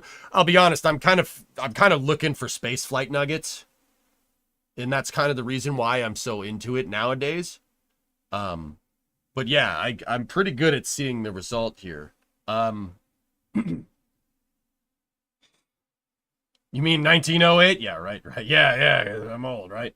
So, Jack, I'm pretty dang good at seeing what the outcome is, even if the person that I wanted to win doesn't. Yeah, pretty good at seeing that one. There have been elections, I will say, over the past, since I've been watching them, where the guy that I wanted to win hasn't. You know, it happens. But I'm not going to say who. It's not my place, dude.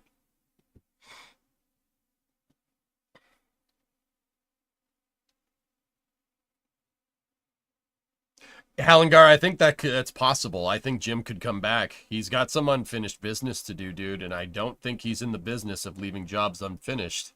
Naval aviators don't usually do that. They don't usually work like that. Like, Jack, is that a fair answer to that question? Have you tried ground news? It's pretty good for accumulating multiple sources reporting on the same events. No, Def. I usually take... do you really want to know? Like, I don't use ground news. I switch between... Okay, I'll take last night. Last night, I was watching X, right, for results. I had 270 to win up. I had 538 up. I had a multi-view on my television with CNN, MSNBC, Fox, and Newsmax. I like covering the spectrum, dude. Just to see. Just to see. Yeah, I watched the whole damn thing. It was fascinating to see it unfold. It's fascinating to see like who calls what when and like on different sides. I think that's super interesting. Yeah, I think that's super interesting to see it unfold, man. It's so fascinating, and as an American, I can't say that I'm not proud to be a part of it. Yeah, Joe, for sure, for sure. Was it consistent? Okay. All right. Fox was calling stuff for Trump way before CNN was, and MSNBC. Fox and Newsmax were calling states for the president-elect way before MSNBC and CNN, for what it's worth. I mean, no surprise there, to be honest with you. Like, I mean, duh.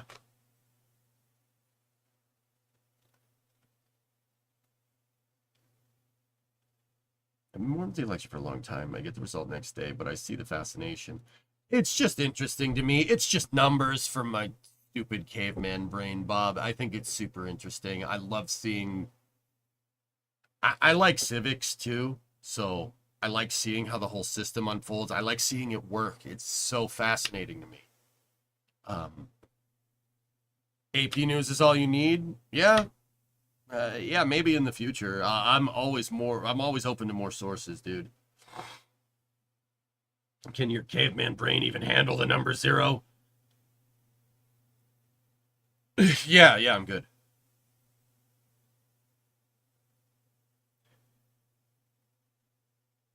From what it's worth, I worked for the people that lost last night, but I agree it's fascinating to watch. Yeah, Dino, that sucks, man. It sucks, dude. Taking that big L really hurts, you know? It's certainly not fun, dude, but you know, it's out of our control, right? Like, it's out of your control. So you got to turn the page. You got to turn the page, dude. Right? It's a pain in the butt, but you got to turn the page, man.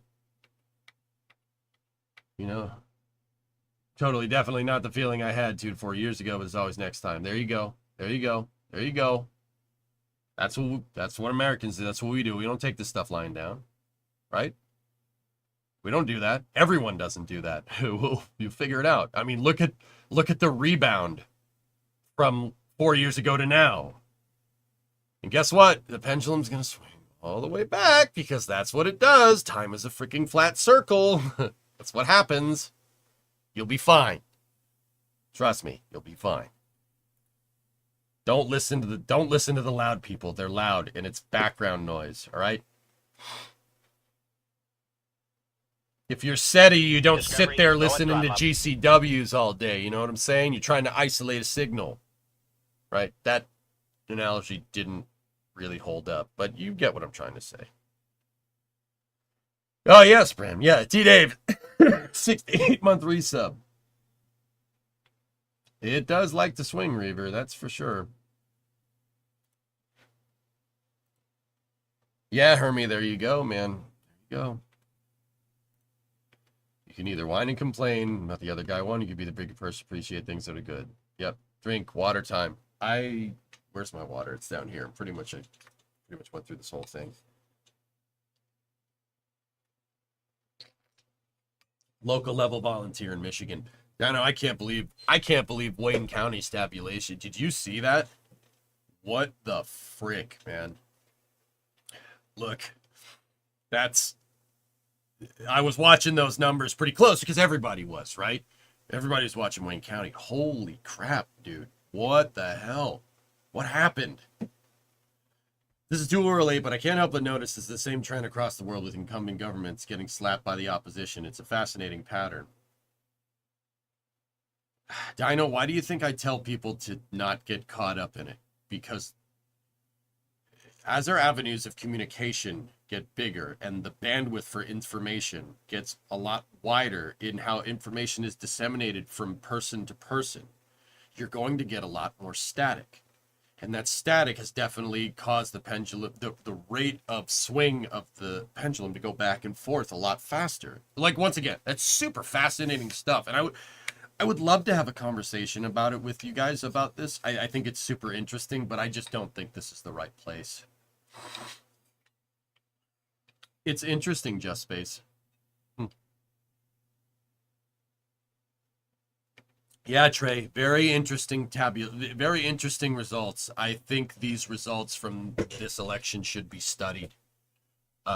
It's very strange because a lot of the pollsters were wrong. Like, not even within a nominal margin of error. Statisticians were looking at this and predicted it wrong. Like,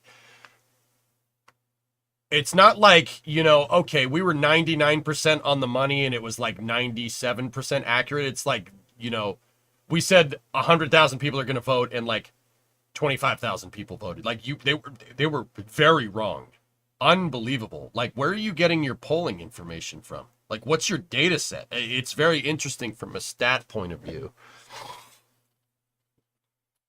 I have to go look at 538 again, Joe. Yeah, Creation, there's some questions that need to be answered from a straight statistics point of view, dude, but I don't want to get into that. That's just gonna, you know where that conversation goes.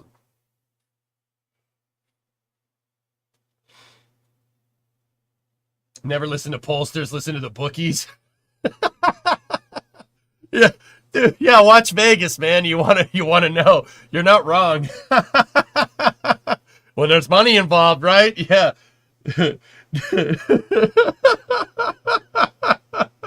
Vegas was they were pretty spot on, dude. That's crazy. Yeah, for me it's also interesting to watch because here you know. Yeah, I got you, man. I got you. XQC lost 600 grand. 600 grand? Wait, he has 600 G's to just throw down on a bet?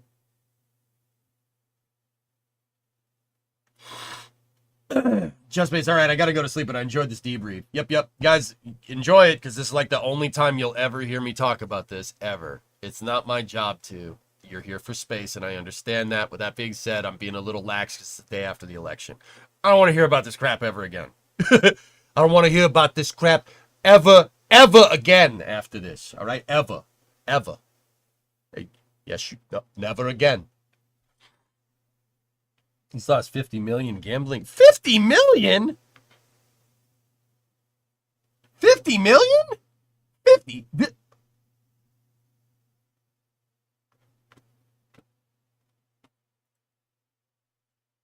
He wipes his butt with that, Cody. Man. He doesn't have 600 G's for a bet anymore. Wow. There's an 8th grade poll that a company has done the last 4 elections that has been the most accurate polling place so far because they have the same opinions as their parents. Really, Fistus, that's funny. Give NASA 87 million for Viper.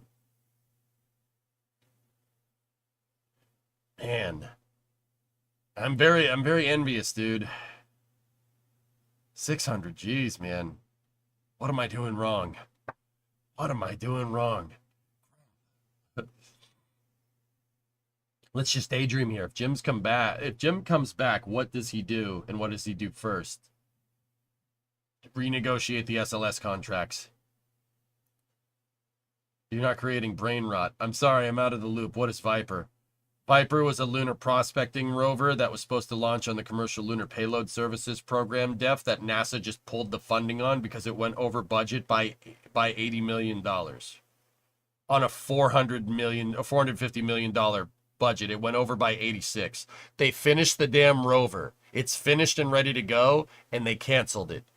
And they said, we'll launch a block of metal on the lander instead.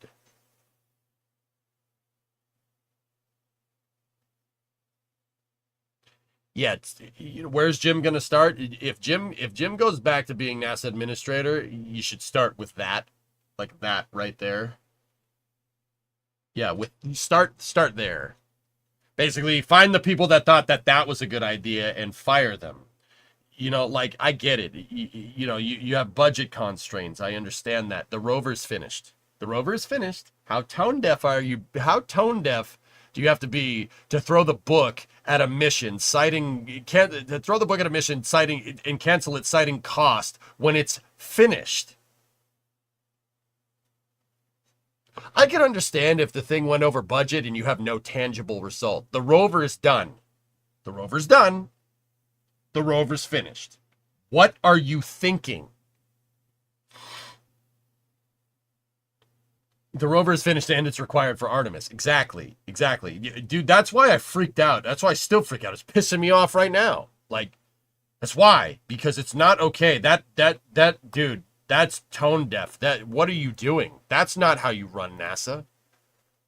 Do you know if the next lunar rover concept will be a folding rover similar to Apollo? No, Dan, I don't think they're going to be folding rovers like the Apollo program because, well, to be very candid, Starship's frigging huge. You don't need to make a rover that folds up. When you have like a 50-ton payload capacity to the surface of the moon, the rover doesn't need to fold. We could just throw a Cybertruck in Starship's payload bay and just, it'll probably work.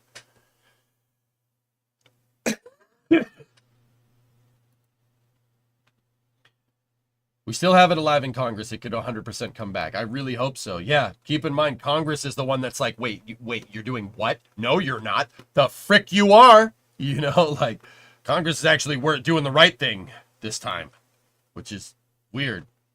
Blind squirrel finds a nut, am I right?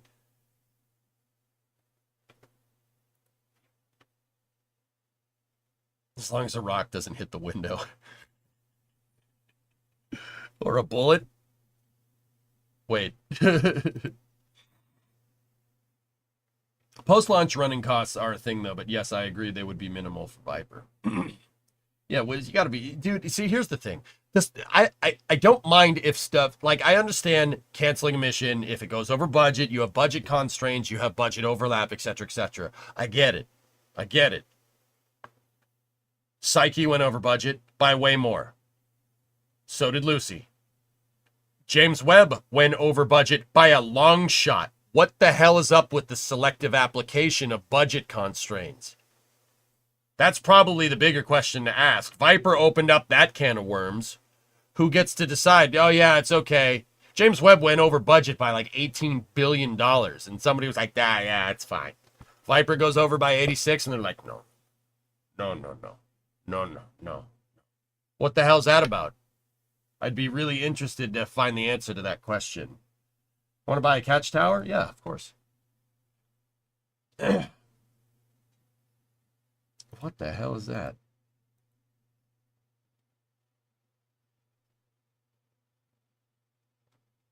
That's not real. That can't be real.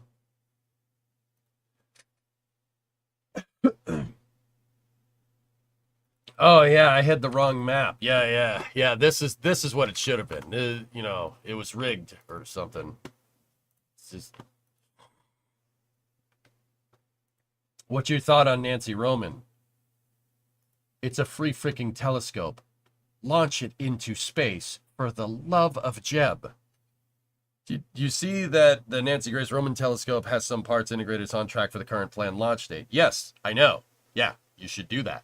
You should launch it because it was a free satellite. This is an easy win. This is an easy win. Stupid thing together and launch it into space. This is not hard. This is not hard. This is not. Is this difficult? It's not difficult. Just put. Jeb Bush? No. No. Jebediah Kerman. Jeez. Like, why don't we just take the payload and put it over there? Bro, it's literally rocket science. No. No. No. It's rocket engineering. Okay? And the hard part is finished. Your payload was given to you. Why is it free? The Nancy Roman satellite is a leftover Department of Defense Earth observation satellite that was gifted to NASA with a spare for nothing because the DoD was like, yeah, we don't need these multi-billion-dollar things here. You can have it. And what's really freaking annoying is that this happened a long time ago. This was like 2014. It was only until 2018 when Jim decided to give the damn thing a name to make it more tangible that they started actually putting these things together. NASA just had two, like, spare Hubble Space Telescope satellites just sitting in a hangar going,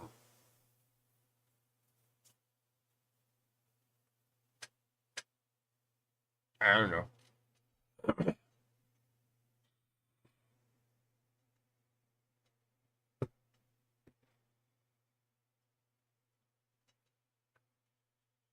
Like, dude, it's an easy win. It's an easy win. The Department of Defense just gives you another Hubble. Gives you two Hubbles. And even NASA was like, well, we'll just launch one. It'll be fine. We'll just launch one. It's good.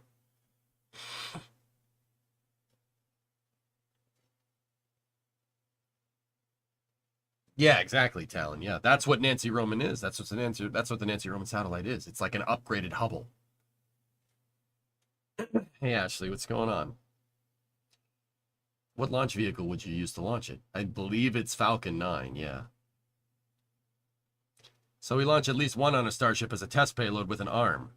I would not be using a Earth observation satellite as a test payload. No, I wouldn't do that.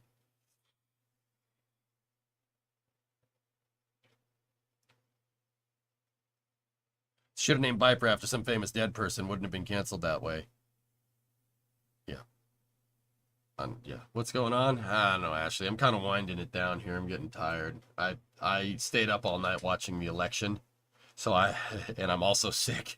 So getting 2 hours of sleep was probably not the smartest thing to do. There was also liquor involved.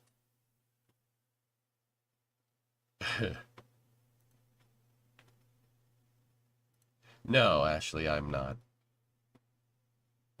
And even if I was, I wouldn't disclose it to you guys. You don't need to hear my political opinions. I'm your entertainment. You don't go to the movies for political opinions, do you? I'm your entertainment. I believe in staying in my lane. I will tell you about spaceflight. And that's about it. Hot chicken soup. That's what I had during break, Alucard. I went and chugged like a bowl of chicken soup and took a cold shower. I took a break between space news and gaming.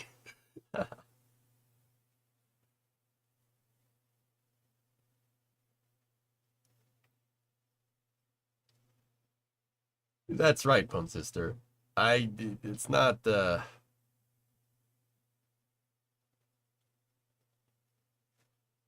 Yeah, Coochie Man, for sure.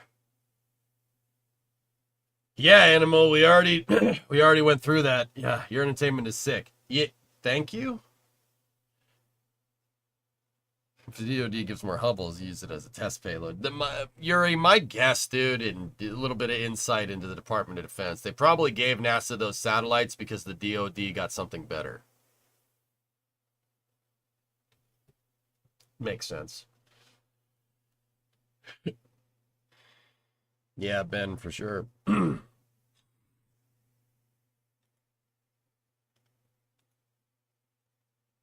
Right on the money, literally.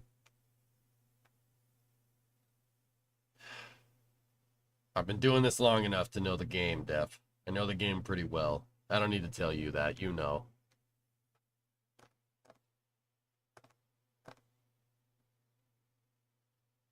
Just wait until those spicy Starshield contracts start coming up. The Lane 1 NSSL. SpaceX already got 700 million. There's wait until we see the rest of those. I'm sure those won't be low budget contracts. I'm sure.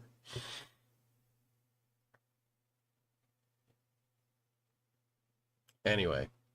All right, guys. Time to put this stream into the square hole. It's right, it goes in the square hole. Can we bypass the military and make the DoD great stuff NASA house? There's a lot of people that probably have a problem with that, Yuri. But I mean, what do you think Hubble is?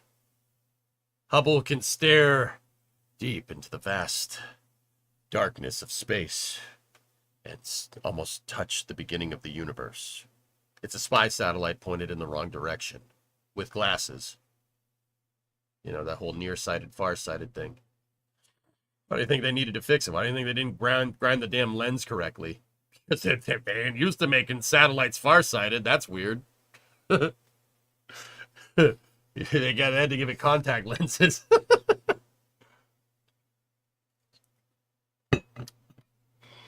All right, guys.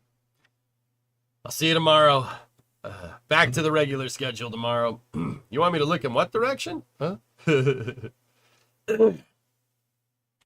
I hope you guys enjoyed this space news. I will see you guys all tomorrow. This will conclude our broadcast day. Dang it, I don't have the damn thing up. I don't have it teed up. Crap. All right, well, I hope you feel better. I'll be fine, Gold Falcon. Just give me a good night's sleep. Good night's sleep. Cold shower tonight, hot shower in the morning. I'll be fine. I gotta find the thing. I usually have it teed up. Hold on.